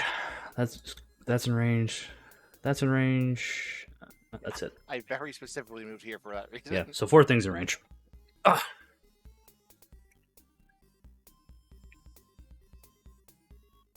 I'm done. Okay. Holy shit. Hall. Okay. Oh. God damn it. Yes, he would do that. Oh, fuck. Alright. Alright. Fuck it. Fuck it. Let's do it live. The rogue.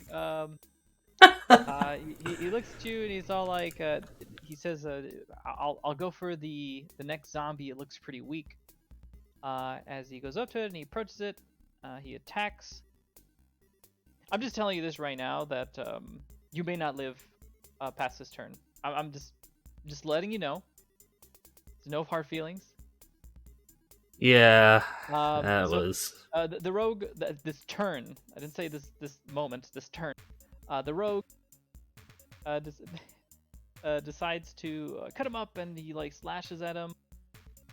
Advantage. So he does hit him, and then afterwards he does 1d4, 6, 17. Okay. So the zombie is then struck, and as he slumps to the ground, he tries to regenerate, and he fails.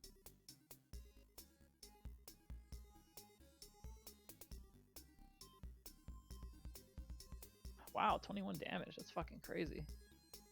And as he does, he he walks backwards again behind the dwarf, where he feels that he is safe. Or The if you put it dwarf. up here now. The dwarf. The undead, even he's hiding behind the ghoul's body. Oh, there she is. I'm kind of moved a little bit. Yeah, he goes. My bad. He goes behind the dwarf to try to see if he can attack the flame skull. And as he does this, another zombie that is there.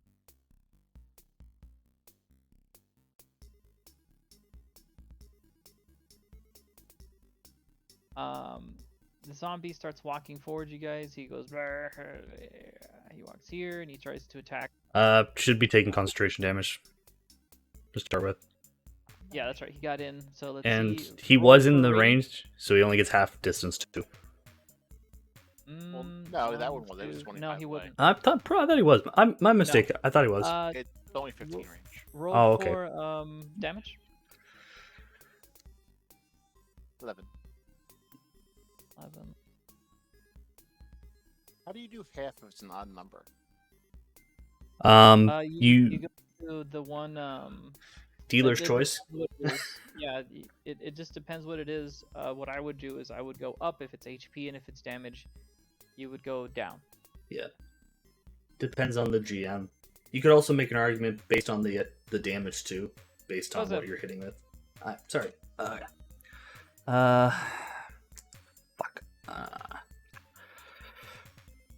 Can I move here and hit it? It's dangerous. Fuck it. Okay, I get in position to shoot at the skull while pulling out my crossbow, and I aim and fire. God damn it.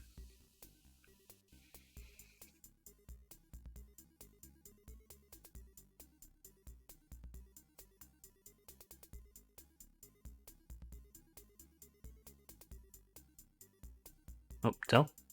Did I What's DC? I aimed and shot at the skull. You shot at the skull. Okay. Yeah. The skull. That was 12 with all your modifiers. Okay. Yes, That unfortunately. is a miss, barely. Okay, You because shoot at the skull, however, unfortunately, it's much smaller than you anticipated, and the bolt narrowly misses by just touching the flames on the outside skirts of the skull, and the skull, then feeling that he is in danger, looks at you eyingly, almost motionless. Because I have the ability to extra attack, because I moved, I can't extra attack, right? You can move again as long as it's within the amount of your movement speed that you can Okay. do. How much did you move initially, and how much can you move now? I moved 15 feet, so I can Okay, move then another subtract that from whatever your 15. movement speed, and you can move again. Okay. Because you can attack, then move, and then attack again with multi-attack. Okay, so I'm moving here, and I'm gonna attack this skeleton with greatsword. Okay. It's Or not actually, Ooh. sorry, hold on. I was here, right? Let me do the 1, 2. Screw it. I'm just gonna move here. I'm gonna flank attack the ghoul. Alright. You have advantage. Yeah, hold on. I closed the thing. I'm super dead anyways. I attack with my greatsword. And Hit. oh, did I get advantage? Cause damn, it's 18. Damn it! I'm just off a crit. Yeah, you rolled a 20. You have advantage. No, I'm just saying I'm sad because if I was one more, I would have been crit. Oh. So 2d6 plus 2. That's 7, 9. 9 damage. Alright. Anything else? No, I am my turn. Let's see. This zombie, he starts moving forward. He's like, woo, and he moves forward 20 feet. And the next zombie that's there, he decides that he's going to attack the being that attacked him last, so he's going to attack you, Kostov. But first, Yeah, concentration. damage. Oh no, he's Still is- currently fighting Cathra, so he'll be fighting Cathra. But right now, just let me roll for what is it? Wisdom? Yes. That is 11. That fails. What's the damage? 11. That was some shit rolls. As you do, like an One immense inning, we won wave that. of damage starts being felt by the ghoul as you see them that he's almost finally passed on to the next life. The Did next, almost. he almost. You see that he's finally starting to get like a face. All these ghouls, the more that slowly that you kill them, the more they start looking as they did before they were transformed into this hideous creatures. You start seeing them, their facial features start coming back, the more radiant magic that hits them. The being in front of you that you're currently attacking, he wasn't just a decrepit falling being that was falling apart. He is a dwarf that looked to be a nobleman that the more you start attacking, the more you feel that you're going to kill it, the more that it's slowly beginning to convert back into its original body. Next is going to be this zombie over here. He just starts walking forward. And then it's the Flame Skull. The Flame Skull then says something in Dwarvish, which the only people who can hear and understand are Cathra. As you hear him say, he says an incantation. Roll to Arcana to see if you understand the incantation. First concentration, just to get that out of the way. before Let's try. if you damage interrupts No. concentration. Let's see. 1, 2, 3. Is he? If I remember correctly, the that thing. What does it affect again? It affects anything that's Undead, right? no. It affects anything. Anything, period. It can affect anyone. Okay. It's I'll it's roll surprisingly not undead. It's it actually can be used as a necromancer if you're an evil cleric or necromancer because it does necrotic damage if you're evil. Nat 20. Okay, it takes half damage. Okay. Roll.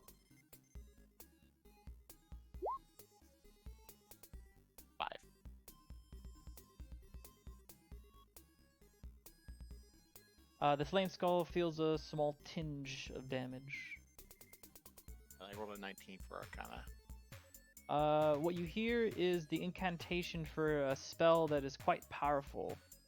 You recognize it as Fireball.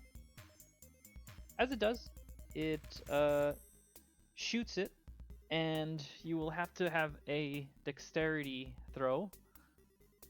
Please roll dexterity, including rogue. Oh, do we all have to roll dexterity? Yes, everyone. Yeah. It's a 150-foot radius spell. Just is it an acrobatics roll or just regular dex? It's a dex saving throw. Okay, fuck, I'm dead. I don't know if you saw the DC for my notes, but it says you have to roll at least a 26 or above. I can't even roll that. Modifier.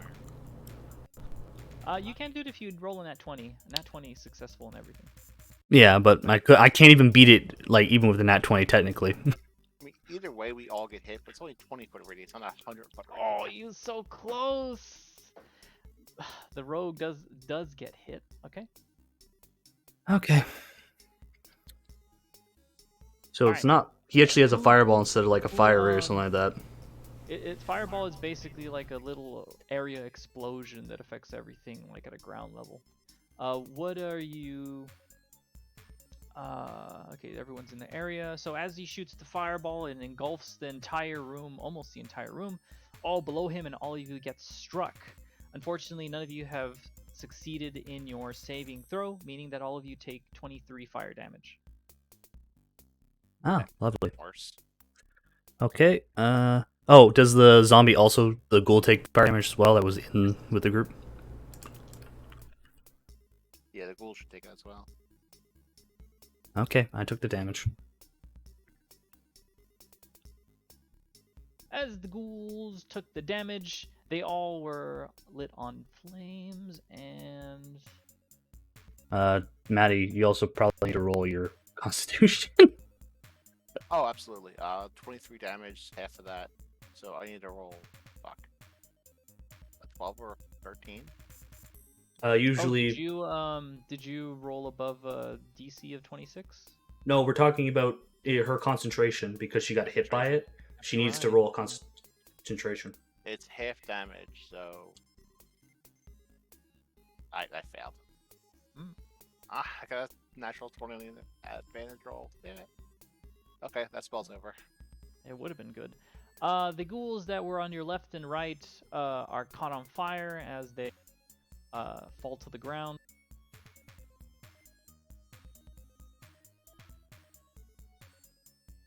I will remove them from the rotation when they come up. The flame skull is surprised that you're alive as he starts yelling at you that you will not take the treasure from his masters. And did he move previously or no? What do you mean by that? Did he move this turn or did he move before? Did he move to get here, or was he just sitting He there? was here this turn. He Okay, moved here then- last turn. Then he moves. He flies back. 1, 2, 3. Here. As he starts saying things in Old Dwarvish.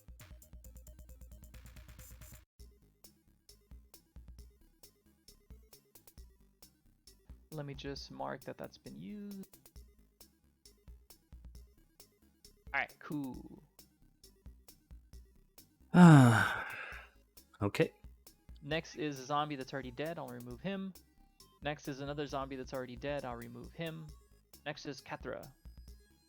I'm going to start my turn by casting Prayer of Healing. Which, where the hell it go? 2d68 plus 5? Well, I always just forget how the frickin' Divine Blessing works. And Nundra was able to escape that because he's not in the room. Okay. Plus 4. Okay.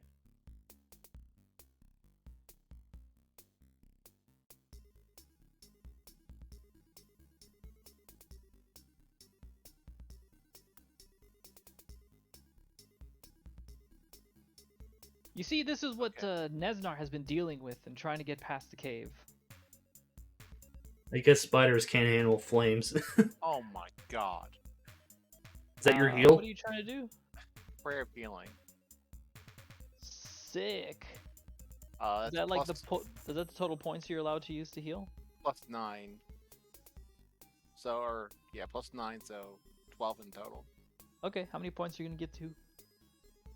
I'm gonna crucify a shit ton of potions on him. I'll do 6 to me and 6 to the rogue. Plus he has his healing thing. Nice. Okay, what else? I'm going to... I'm going to... Let's see, how far away is he? Well, it can't fireball. If it fireballs you, it'll fireball itself. I'm moving next to it, and I'm going to also cast Spirit Weapon, because I forgot I can do that, not concentrating. On the other side of it.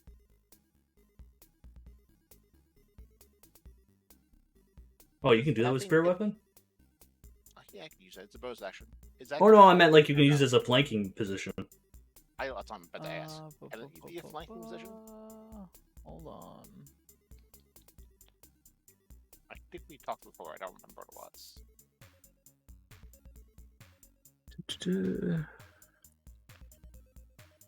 I don't see why you can't, but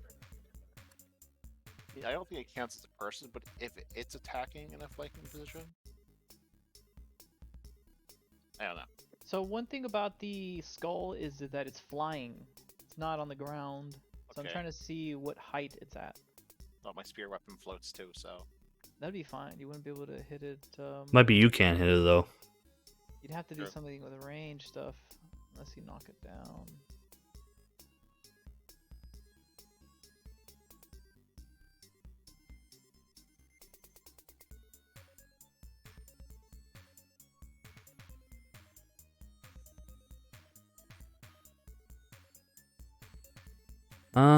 It doesn't say anything, Maddie, about flanking on the thing I'm reading, but you can move it around. well, if it's See. flying, I'm supposed to not flanking anyway, I guess, so it doesn't matter. Well, how high is the flaming skull is a question too. Yeah, I'm trying to figure it out. We can say it's not flanking.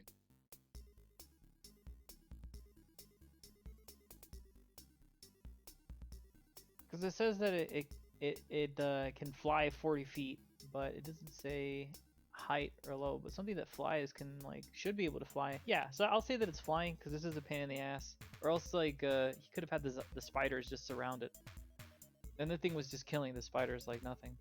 So I'll say that it's flying and you can only use it with ranged weapons. So if you have a bow or something like that, you'll have to, meaning that the rogue will mostly be useless. But the spear weapon can still hit because it's a floating weapon. Spear right? weapon will hit. Could we have because that's now current? Would Maddie be okay to back up then? Yeah, Maddie could back up a little bit.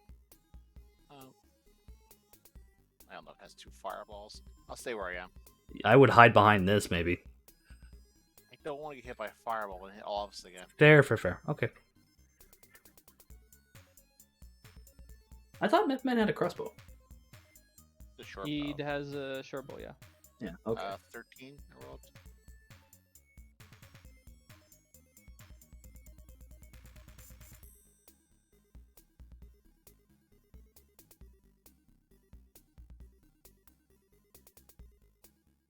Does that hit? Let's see. What do you have? 13. That hits. Okay, it's 1d8 plus 4. So 9 damage. Force, if that matters. No. What do you mean force? It's force damage. Force damage. It's a blunt weapon. That's bludgeoning. Yeah. No, it's spirit. It literally says 1d8 plus 4 force. Force damage. Okay. No, that's fine. Should be fine. So you get your spirit weapon and you slam it across the face. The skull kind of like hits it, and it moves around a little bit, kind of staring at you, quite angry. What are you gonna do next? That's it. I'm done. Next is the rogue, and the rogue is at a distance, and he decides, God damn, that thing hurts.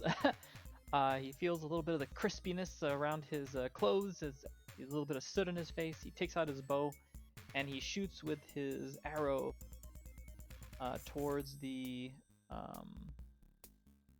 flying monster, the flame skull. And as he does, he shoots, and it hits. 1d6 plus 4. 5 damage, okay.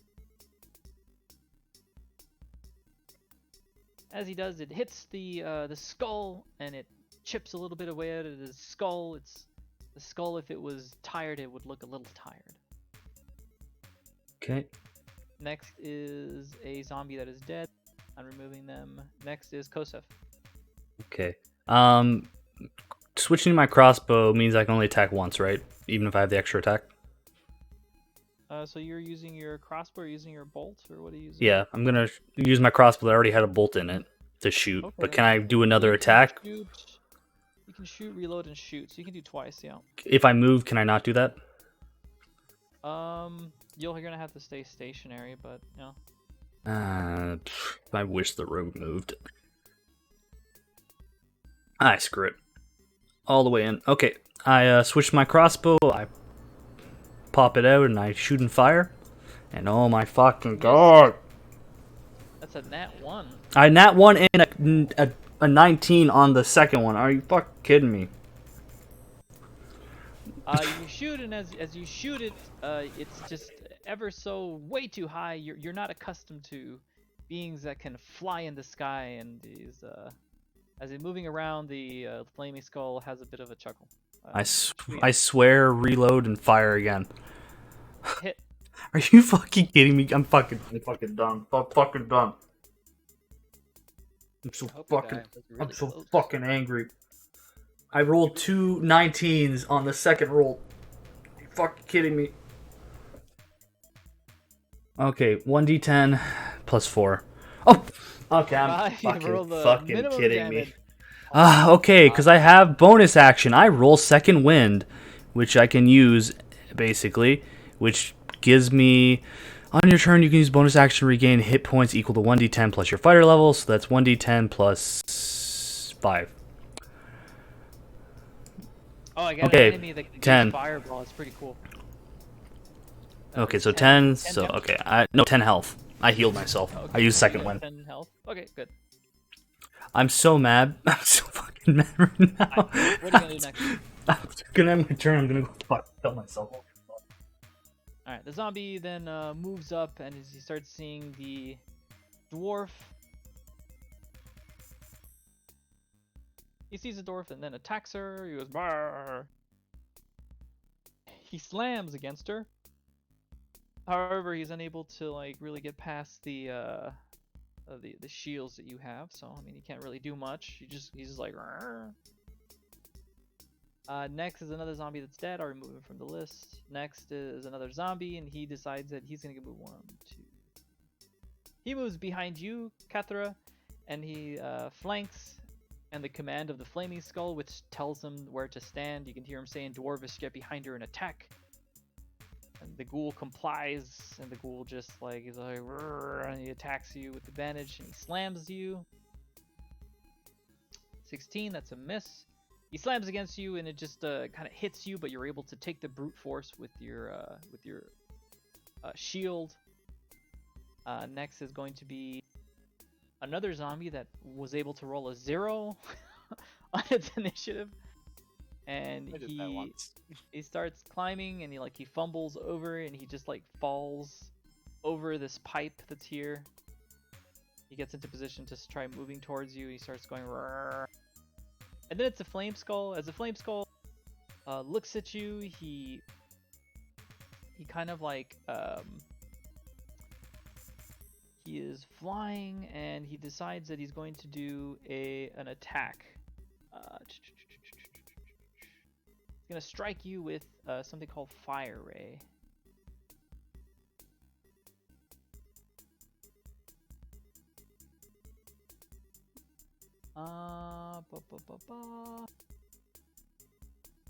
Actually, let's see. 23. I fall to the ground. Dead. As he looks at you, and he lets out a light ray of fire that comes out of his mouth, and as he does 3d6 damage to you. Fire. He does 9 damage to you.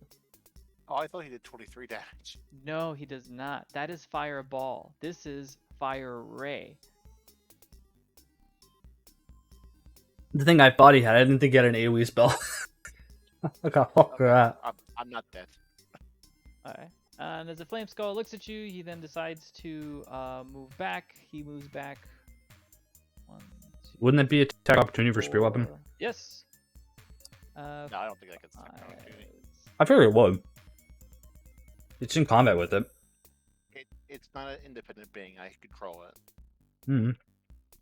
The Flame Skull hovers back to the back of the room as he begins trying to get in position to sear you again with flames, as he's screaming orders to his soldiers to attack and to defend the vault, so the master's return. He's starting to speak as a crazed man would. He's trying to talk about how he needs to secure the area, so when the masters return, everything will be as it should be.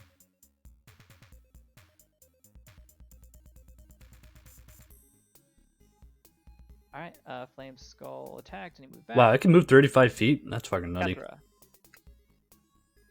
I'm really relying on you guys to kill that thing. I'm attacking the zombie to my south. I was gonna say, maybe you want to use health potion? Get in there. Chill. Damn. I'm attacking the zombie to my south.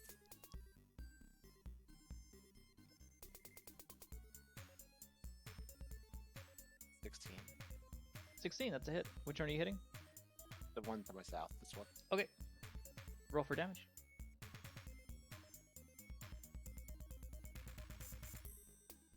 5, 13 total.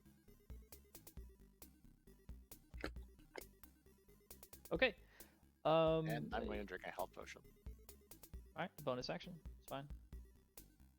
That's what's that? 2d4 plus 2d4. 2, I think.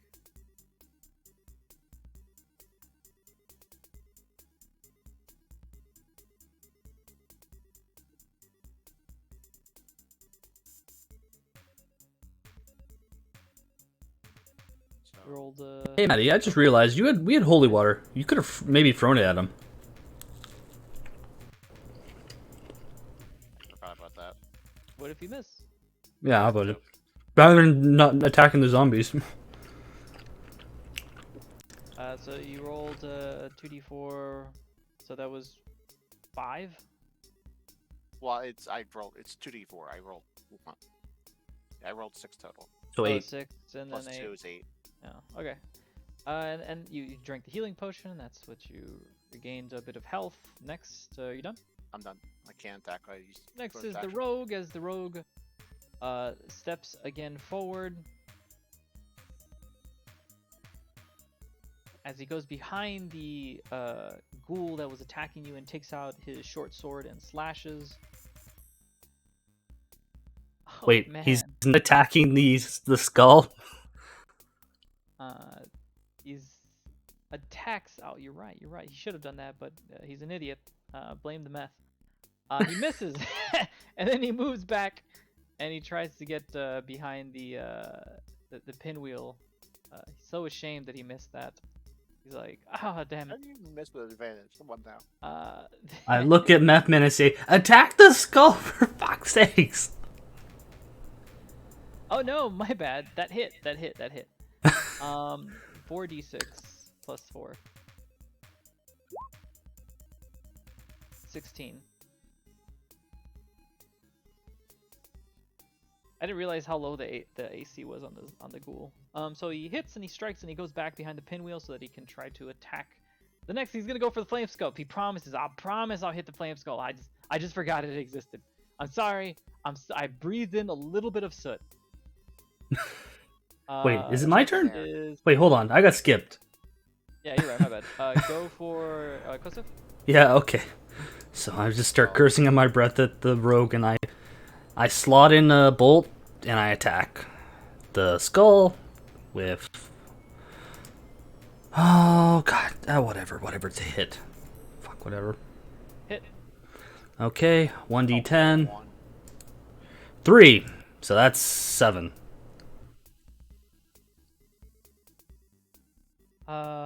As you hit the skull, you see cracks appearing from a distance, and he starts laughing. Alright. I swear under my breath and use my bonus action to reload so I can attack twice next turn. Okay. What's next? That's my turn. Alright, next is going to be the zombie. He attacks. He has advantage. Let's see, he's flanking. He slams himself against you. That's a 19. He hits. And he slams against you. He does 1d6 plus 1, so that's 5 damage. You feel a little bit of breath come out of you as you brace for the strike. It hit a little bit harder than you would have expected. Next is the zombie that's behind you. He's very weakened, however, he decides to slam himself against you as well. Advantage 21. Hit. As he does, you feel again the damage from the zombie. It's 6 damage. You feel yourself getting worn down by these on opposite sides. And then you realize that perhaps the rogue was right for attacking these goddamn ghouls that are flanking you. Probably not. Next is going to be the zombie that tripped over the hole. He then starts moving forward. He starts going. Doesn't he have to get up because he fell over? Yeah, you're right. He does have to get up. So he gets up, and that's his turn as he starts starts moaning. Now You're welcome, Maddie. That was a little bit of flavor text, but I'll take it. Now the flame skull then decides to fly. Flame skull then decides to look within himself and think of the power of friendship as he casts a shield. On himself? Yes, on himself. An invisible barrier of magical force appears and protects you until the start of your next turn. You have a +5 bonus to AC, including against a triggering attack, and you take no damage from magic missile. Ah, lovely. So he has a higher AC now. Oh, I was gonna use magic missile. God damn it, Del. Oh yeah, hold on. I have someone calling me. Hold on. I literally was gonna dump magic missile on him. That's meta, now you gotta commit to it. That's the spike, because I saved Maddie from the other ghoul. If I see a magic shield, I'm not gonna magic missile it now. Well, here's the question. Does this shield block all magic missiles or only one magic missile?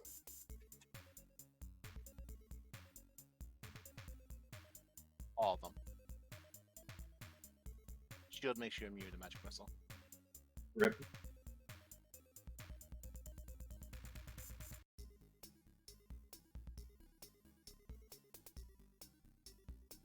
This guy's gonna have nutty AC. You know what the funny thing is, Maddie? If I got lucky, in second roll was my first roll, the thing would be dead as shit because I I nat 19 twice.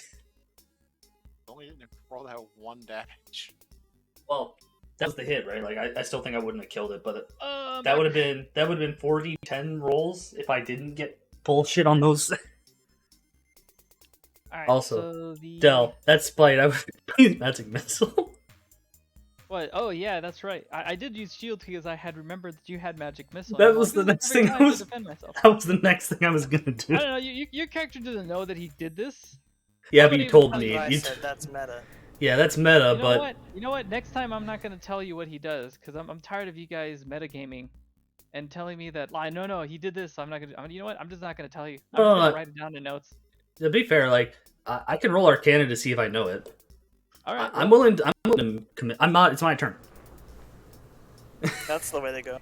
Yeah, like I no, don't think I'll, anybody really cares I'll- though. We do stupid shit like that all the time. yeah, like Yeah, the joke was Del, like skeletons aren't weak to like certain shit. yeah, the We're joke not was supposed to.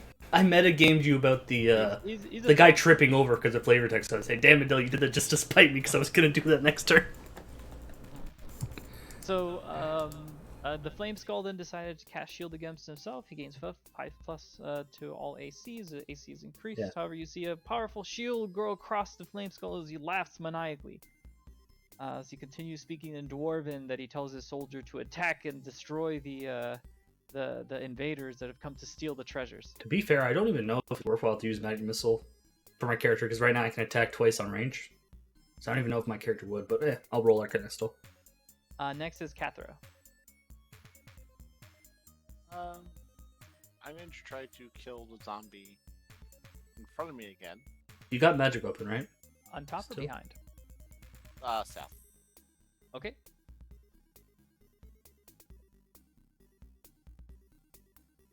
I tried killing them with the magic missile, but I just scored so low amount of damage. I did like 23 damage. Fireball, not much. That's such a low level 3 fireball. Ah. What was the damage?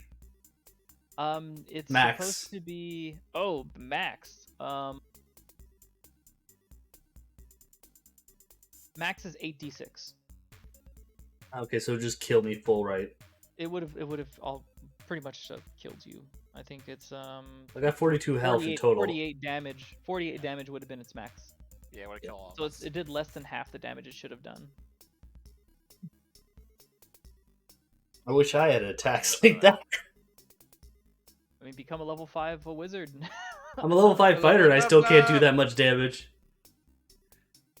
Alright, next is Cathra. Ooh, you're gonna attack right. The Warhammer. Yep, it hits. If I crit, I could do that much damage if I crit twice. 11.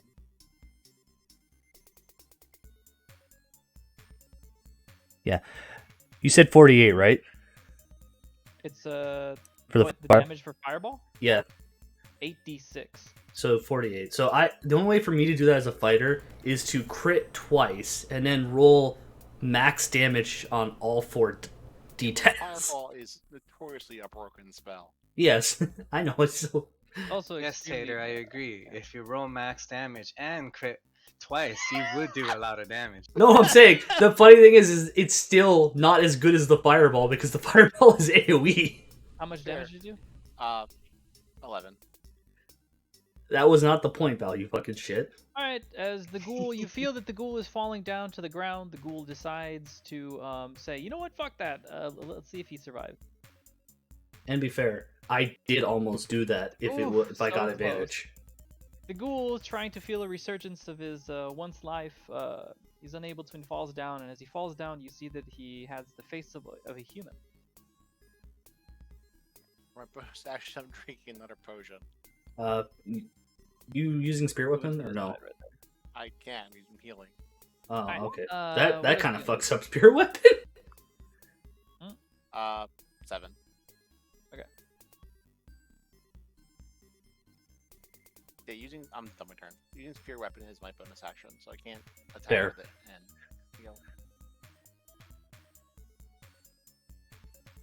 Alright, how much damage did you, or how much did you heal? 7. 7. Okay. Next is gonna be the rogue. The rogue then goes behind. Maybe he should attack the flaming skull. You know what? He doesn't see it as the zombie is that much of an issue. 1, 2, 3, 4. Should be easy. And he goes behind and he decides that he's gonna shoot the flaming skull. And the flaming skull, he's like, it should be an easy target. I remember how easy it was to hit last time. Takes out a short bow and he shoots it with something he believes that should have hit. And he shoots it. However, as the arrow is about to hit, the flaming skull simply wafts slightly to the left and avoids the arrow completely as he gives a small chuckle looking at being who shot at him, and then he decides, you know what, I'm just gonna hide again Wait, real quick. did he miss? Did he miss because of the shield, or did he just miss entirely? Oh, he missed. He wasn't high enough. Oh, I'm saying the shield gives plus AC5, right? Yes, it wasn't high enough. He missed. Oh no, I'm just curious if like the skull, if he rolled so low that he missed the skull even with the AC.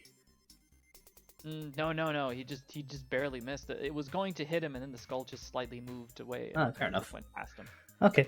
Next, the rogue moves back, trying to find cover again. And Kosef. Because I was going to prep Magic Missile, I roll Arcana to see if I understand what happened, and I roll a nat 20. As you prepare to cast Magic Missile at the Flaming Skull, you notice that the spell that it had cast is a spell known as Shield. It will prevent such projectile spells, such as Magic Missile, from affecting it. Although you have some magic teaching, not as much as the Paladin, you realize that, that's something that just would not work. Absolutely. Okay, I fire, and because I noticed fast enough, I don't switch my weapon so I don't lose that turn, so I went to fire my crossbow at it. Okay. That's a hit. 1d10 plus 4, that is 13.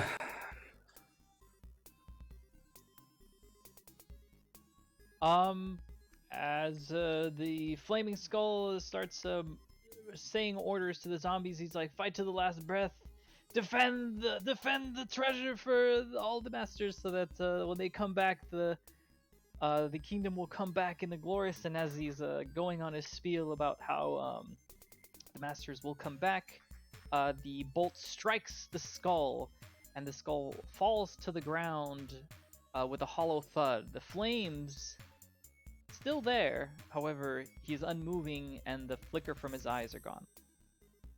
Okay. Next is, are you done? Oh, I didn't know if the skeletons, the ghouls were gonna die. That's why I was just checking. Oh, the ghouls have already received orders. I know. I didn't know if he was powering them as like a necromancer. That's why I was just checking. No. Yeah. So I look and the ghouls don't. Necromancer. So I shoot. So can I move in with a greatsword and attack, or would that end my turn? Because I get extra attack. Okay, so I'm gonna move in, so I can do advantage, and take up my greatsword and swing at the back of the ghoul, trying to slice it right down the middle. And I swing and advantage and fuck. Hit. Okay, thank God. 2d6 plus 2, so that's 7.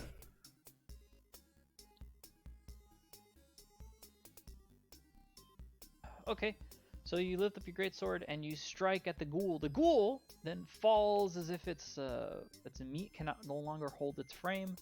As it begins to fall, however,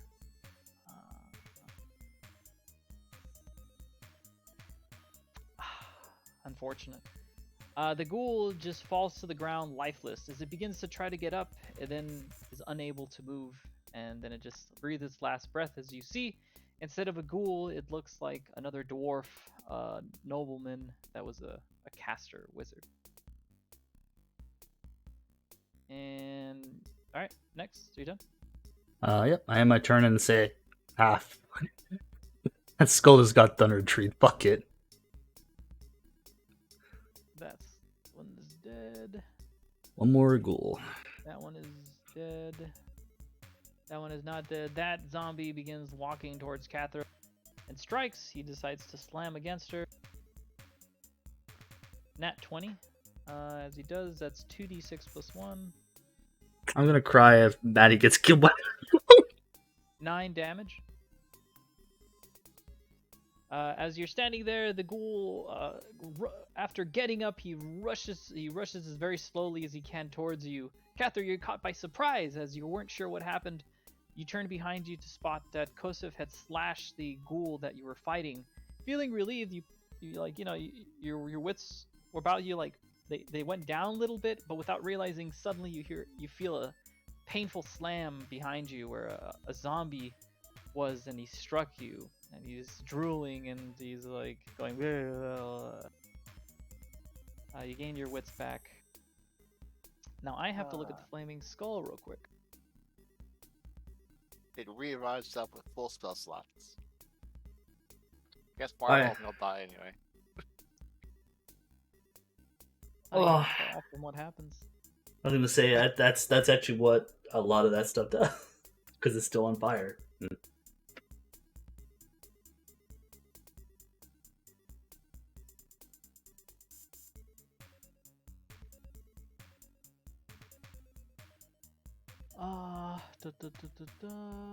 It depends on how much that wants being asked, though. Because I remember there is some rules to it, but there's not always. Depends on the thing. As it falls, as the flaming skull falls to the ground, although its eyes were once down away, it then regains a bit of life, barely being able to float up again. And as he does, he looks around and he starts cursing. He starts cursing at you all. However, he takes this turn reviving himself, so he won't be doing anything right now. He just got up again and started floating barely, cursing at the fact that he was just taken down. How high is it? He's just on the ground. Like he's floating a few feet off the ground.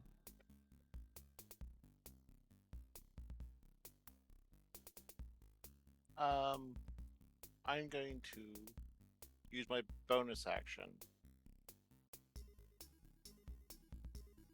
How was it? I haven't heard it somewhere. And as he dies, he does lose the shield initially, so he doesn't have the shield anymore. Okay. You can use spear weapon first, I think, right, Matty? I can, but I'm not using spear weapon. I'm using my bonus action to cast. Actually, this sucks. I'm just using another health potion. Fuck it. I was gonna say I would just use spear weapon and kill this this thing quickly, but it's your call. Not hurt yet. Oh, the goal? Okay. Yeah, I heal myself for 10.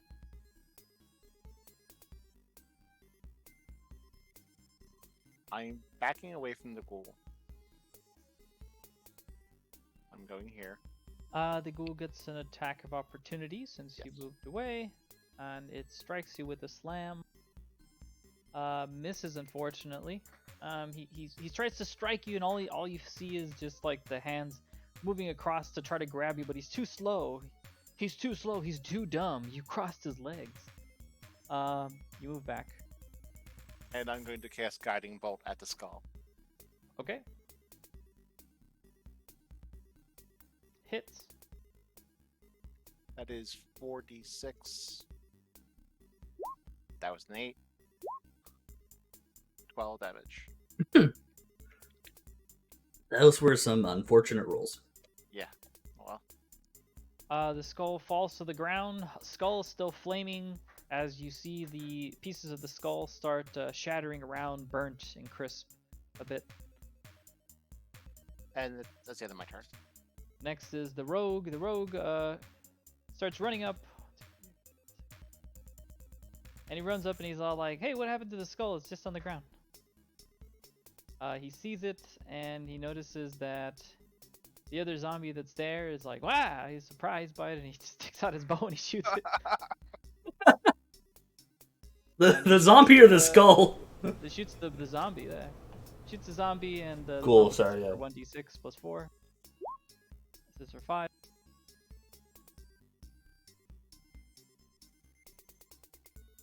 And the zombie is like hit on the side, and like the rogue is like, ah, he starts moving back.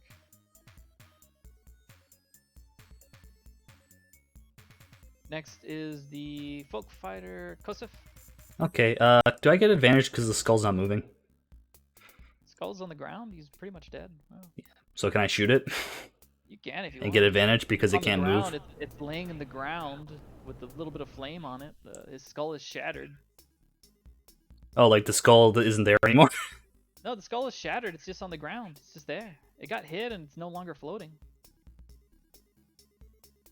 I don't care. I'm still shooting it. I pull up my crossbow and shoot it in the hole. Advantage You rolled because a 11. 1. It's not moving, so I'll say it hits. And it hits the skull. Like the skull's remnants get shattered a little more. Say okay. You do one something damage. The skull is like a little more shattered. I reload my bullet and say fuck that thing. Next is a zombie. The zombie like slowly sees you attacking its master. And he goes for the closest being, which is you, Kosef, and he goes up to you and he just tries to slam you. 4-1. He tries to slam you, but he almost trips upon himself as he's too slow, and he just goes. He tries to attack you. The flame skull slowly gets up again as the pieces of the skull that were charred and shattered begin to reform again. And as it reforms, the flame around its skull lights up again. As he looks around, he starts cursing at the fact that you're still here to steal the treasures from his master. He's just getting up again, barely. He's very, very weakened, looking around. Catra.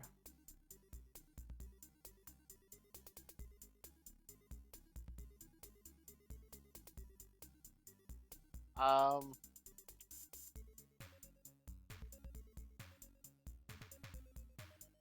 just gonna move behind the ghoul and try to finish that off. Okay. You have advantage?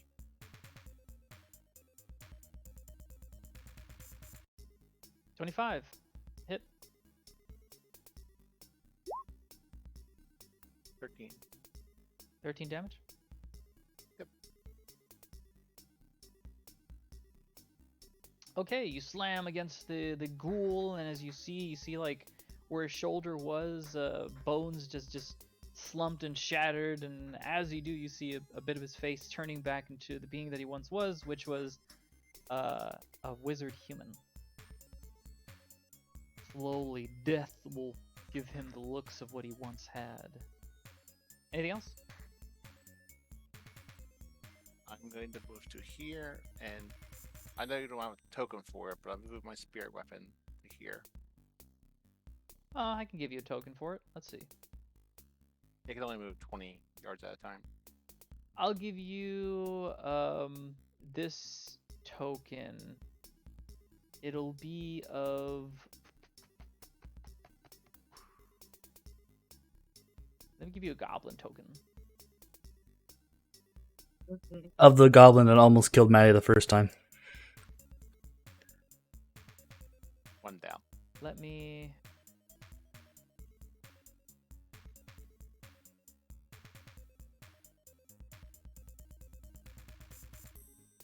Okay, and let me make it so that you can control it.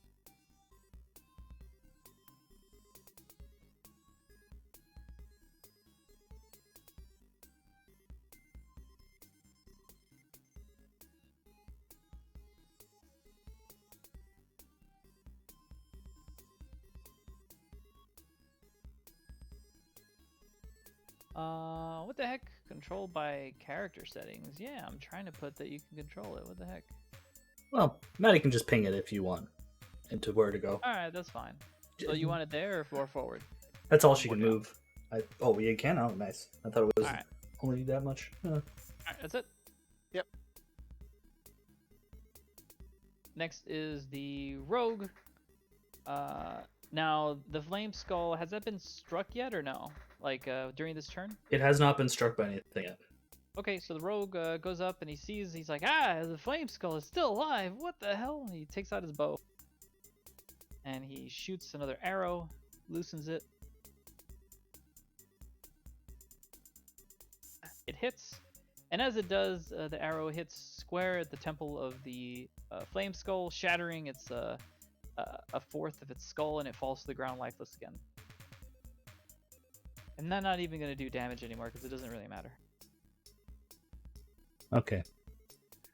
Is it my turn? Yeah, it's yours, Kosov. Okay. The zombies. Oh, zombie still alive? Yes. Okay, well, I pull out my great sword and swing at it. You lift up your great sword and you hit just barely. Oh, it's a hit? Okay.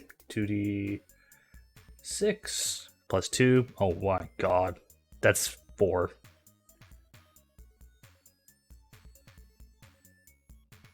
As Oh, you Devin. strike it down, you barely hit it and it falls to the ground. However, as it falls to the ground, it begins wiggling up again. Also, to be fair, that zombie should have had an attack part too. You want me to roll that? No, that's fine. As you struck it down, the zombie begins moving again, moaning as he stands up right after you struck it. Okay. I use my extra attack. In frustration, yell at it and stay down and try and thrust my greatsword to pin it to the floor. Oh, sorry, that's wrong. That's wrong. That's greatsword. That's a hit. 2d6. That is 10 plus 2, so that's 12. Okay, as you strike it again, you try to stab it, and it stabbed to the ground as you impale it, and it then does it begin to move again? Let's see.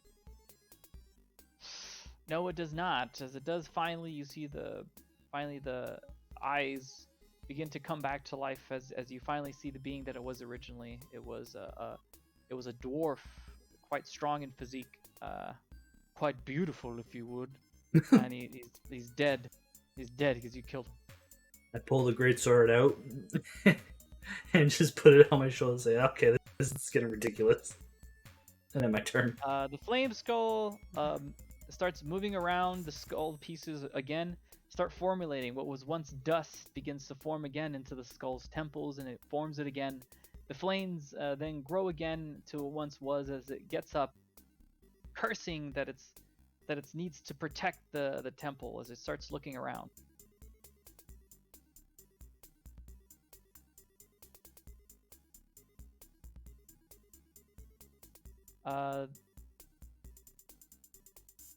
Next is Kathra. Can I roll Arcana and see if we can figure out why it keeps coming back? Sure.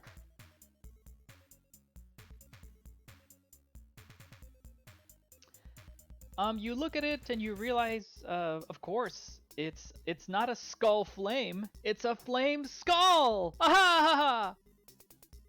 Basically, unless you're able to remove its curse or something that can lift its curse, it is doomed to always come back and complete its mission. Or you can help it complete its mission, however you have no idea what that is. If its mission is to stop people coming into this room, unless you destroy the room, it'll always come back. Let's see, I have nothing that can do that first. Well, it's still, you can hit it. Because it's not flying yet, it's reconstituting itself. So if you wanted to smash it in the ground again, you can. Oh no, if only someone had given you something that would have helped in this situation. Oh no! Yeah. Who could have done that? I know what it Who is, could but I have done can't that? tell No. you it. Oh my god, who could Because have I would not know this. Mrs. Cleric would you might. not have known that? Would the cleric, does the cleric say it out loud? Like, why is it reconstituting? Because you know. No, I don't know. Character-wise, I wouldn't know Oh, this. cleric, I'm asking Maddie. Maddie, do you know why it's reconstituting? I mean, it's some kind of curse, but I don't know what to do to fix the curse. I could try giving a blessing, but I don't know if that's going to help. Blessing with what? The rogue says. A blessing with what? Like maybe some water that we have. What That might have kind of radiant water? constitution. I don't have. What kind of water? Maddie, Oh, we God, I'm have so thirsty. holy water. Oh These my pretzels god! are making me Oh. sick. I can't. I don't know, but you absolutely should as a cleric. Oh, the flame scroll listens. He's like, oh no, not holy water, the thing that'll make me stop regenerating. Oh no! Oh. I gave you it, Maddie, too, that you could Oh, this throw skull it starts at rolling them. on the ground. Oh, I am- not the I am- holy water. I am No! thirsty. I should drink some of this holy water. It's like the 7th time he's revived. Yeah, I was gonna say like Maddie, I can't give you the answer because you're a cleric. I don't know as a fighter. I'm stupid. Cather, what will you do? It's alive. Also, I'm pretty moving sure as a cleric you have enough radiant energy to do something about it too without even using holy water. I'm pretty sure holy water is if you're not a Radiant cleric. energy would not be able to kill it. Oh, it wouldn't? Only I thought something you that could do it. removes a curse spell, or I- something that can dispel magic, or holy water. So a wizard could do it too, potentially. I'm A gonna get my wizard or spirit a weapon to speller? crash it into the ground first, so I actually get to the damn thing. Okay, you're up in front of it. All right, it's like Without floating. It's anything. barely getting up. So Like Del, the dumb skull is looking. He's like, "Oh God, I'm so thirsty right now." Del, dumb question. Who would know that out of curiosity for a holy water? Would every adventurer know, or would like you had to be like someone who has a general understanding of Usually, a curses? mage or a cleric would know. Yeah, because I don't think a Do you have fighter Knowledge would. of Arcane, any of you? No, I have zero arcane knowledge. Because if any of knowledge you of have religion. that, you could just roll the dice. Can I figure out what's going on with this? To be guy? fair, Maddie did roll that. Did she just roll shit? Del, would religion work too? Yes, religion would work. Religion would work. I Yeah. would allow it. Yeah. Yeah. So, Also, not good for me. Catherine knows why, and she looks at the skull, and the skull's like, "Oh, I'm so parched. You know what I'm talking about? I'm gonna kill you guys." We do have some dwarven ale. Will that help? Okay, I'm gonna remove one holy water from our thing. I'm gonna stomp holy water on a damn skull. You don't have the holy water. Oh, if only. No, actually, I'm pretty sure I was just carrying it, but I'm pretty sure I thought I gave it to Kevin. Okay, fine, fuck it. Would you like to do anything in front of the skull? It's gonna fucking kill you guys if it I'm does gonna one more hit turn. it again. I'm pretty sure Maddie hit it with Hit it, the roll! spirit weapon. You have to roll. You can't just say that you hit it. No, I'm hitting it. Okay, it strikes it. Fortunately, the skull is not able to move away from it in time, and it smashes it as you smash it. Like the skull is caved in and it's shattered, but however, bits of the skulls are still like in a little pile with a little bit of flame on them. Hit it again. You can't hit it again. Are you gonna hit it again with the other weapon? Spirit weapon. We're gonna do the JoJo thing where we just kick Alright, it when do it's it. down. I did. I rolled 11. You slammed your spirit weapon on the ground. As he does, you see the bones turn even more into bits and pieces of skull. Anything else? Look at this goddamn skull. No, I'm done. The rogue then is like, "Oh, we're just beating the shit out of him, huh?" And he runs up Yes. and he takes out his bow and he starts shooting at the ground. And he takes out and he just shoots it, and like the skulls get even shattered even more. Yeah, because He says, "Stay dead. That thing should be dead." because Kefir hasn't told me yet about the holy water, I just come over and start yelling at it and stomping on it. And I say, "We should put you in the goddamn furnace, you piece of shit." I start stomping it. You stop it. You're gonna have to roll some kind of strength damage. Yeah, hold on. The skull's gonna pierce your foot as the last fuck you. Shard of bone. You stuck in your foot. slam it. You do 1 damage as you stomp on the skull as it starts like pulverizing it more into dust. All Those are the right, great you parts. done? Kefir, did you tell me that I should use holy water? It's the No. skull's turn now. The Okay, skull you haven't told finally me. reforms. The skull reforms, as he reforms, he sees you 3 surrounding it, and he goes, "Oh God, I'm so thirsty. I'm gonna fucking kill all of you." Next is Cathra. Cathra's turn. Maybe we should dump some holy water as I smack it with my hammer again. You're gonna have to see. You can make sure that you hit. 15. That's enough. It hits. The skull shatters again. Dump some holy As water it on falls damn to the thing. ground, it goes, "My God, if my weakness, I sense it nearby. Holy water!" As it, you crush its skull as it falls to the ground. I should have holy water on me, to be fair, because cantrips. Or, what are they called? I don't know. You're a cleric, so like you probably should have something that can deal with this, but I don't know. I'm amazed that we only have holy water You deal don't with have it. smite? Yeah, like No, I don't. All right, I'm not a Kevin, you paladin. done? You Yeah, I'm slammed it done. against it as you continue this casual conversation. The rogue then decides to go behind and sneak behind the freaking the cleric. Oh, us. And as he does, he looks like he goes invisible for a second as he gets a nat 20. As he goes and he appears suddenly behind the fallen flame skull as he does a nat 20 crit, doing 5d6 plus 4 damage. As he does 5d6 plus 4, he does 24 damage. He lunges at the fucking skull, slashes at it, slashing every single little bit of skull fragment even more into finer dust. The girl goes huzzah! As he then hides swiftly behind the cleric again. I'm gonna get you next time. Next is gonna be the Kosef. What do you do? In a range, I attack it once with the greatsword, and then I dump holy water on it. Okay, so your bonus action is you Dump have holy to water on actually strike the sword if you're gonna try to strike it. Yeah. Oh, sorry. You have to shoot. Sorry. You take out your greatsword and you slam it on the ground. As you do, there's not really much left. There's just a bunch of dust.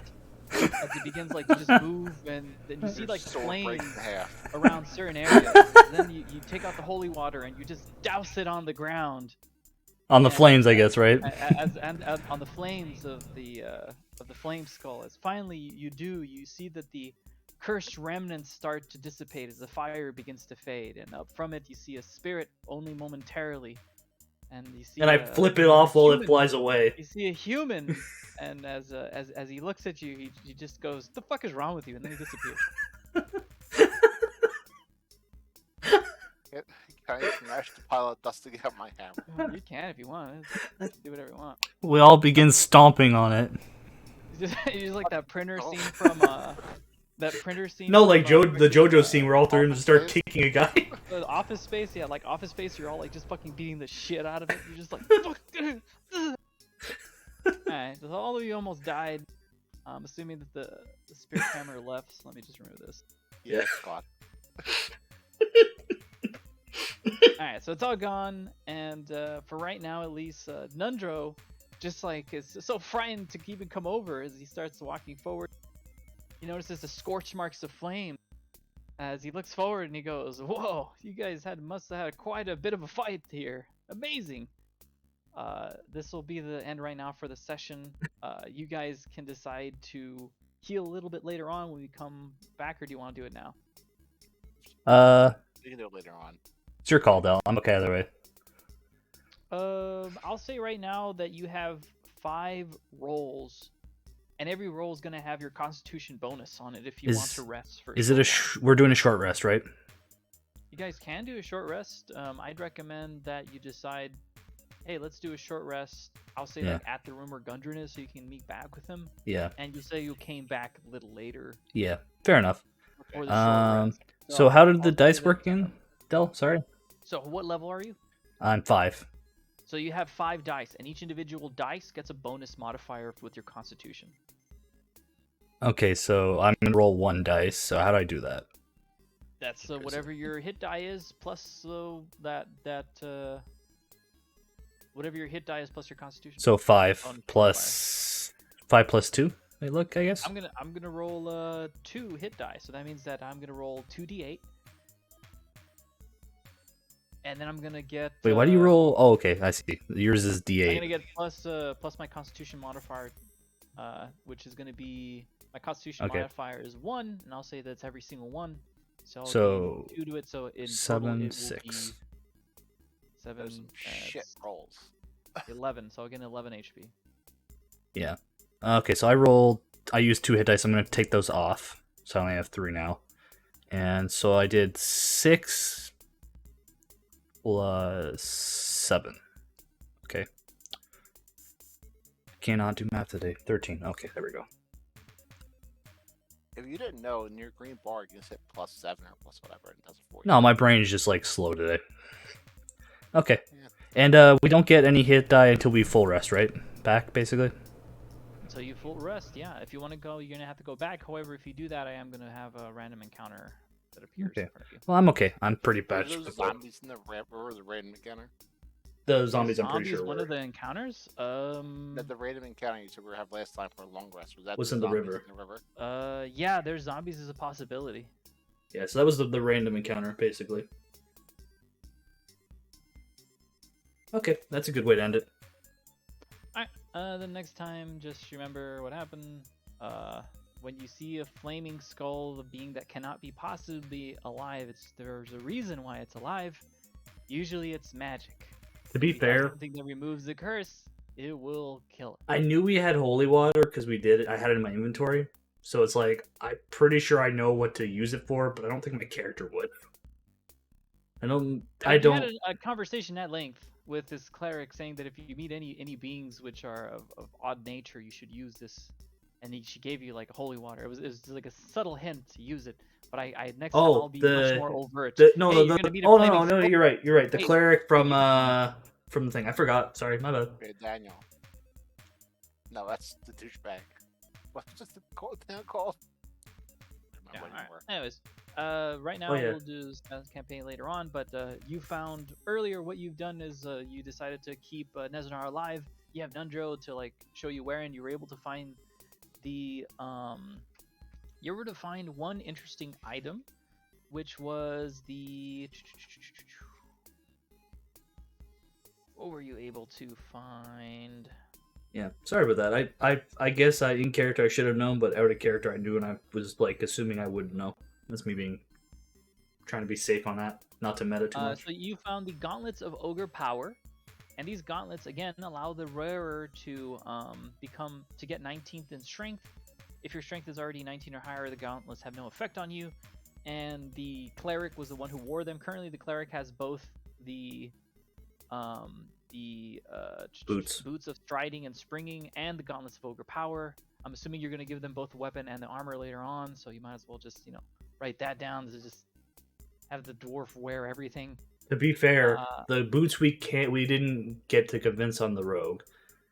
The dwarf is the only one who uses strength weapons. Except I use greatsword and I use crossbow more, so it's like, why would I put more strength on? So let's see. As you look around, you notice that the furnace is currently not up. However, there was a huge pile of coal, and you see several entrances to this room in the east, the west, the south, and the north from whence you came from. The river area that's in the bottom right here, that's about 5 feet deep. You have no real issue when you're in combat.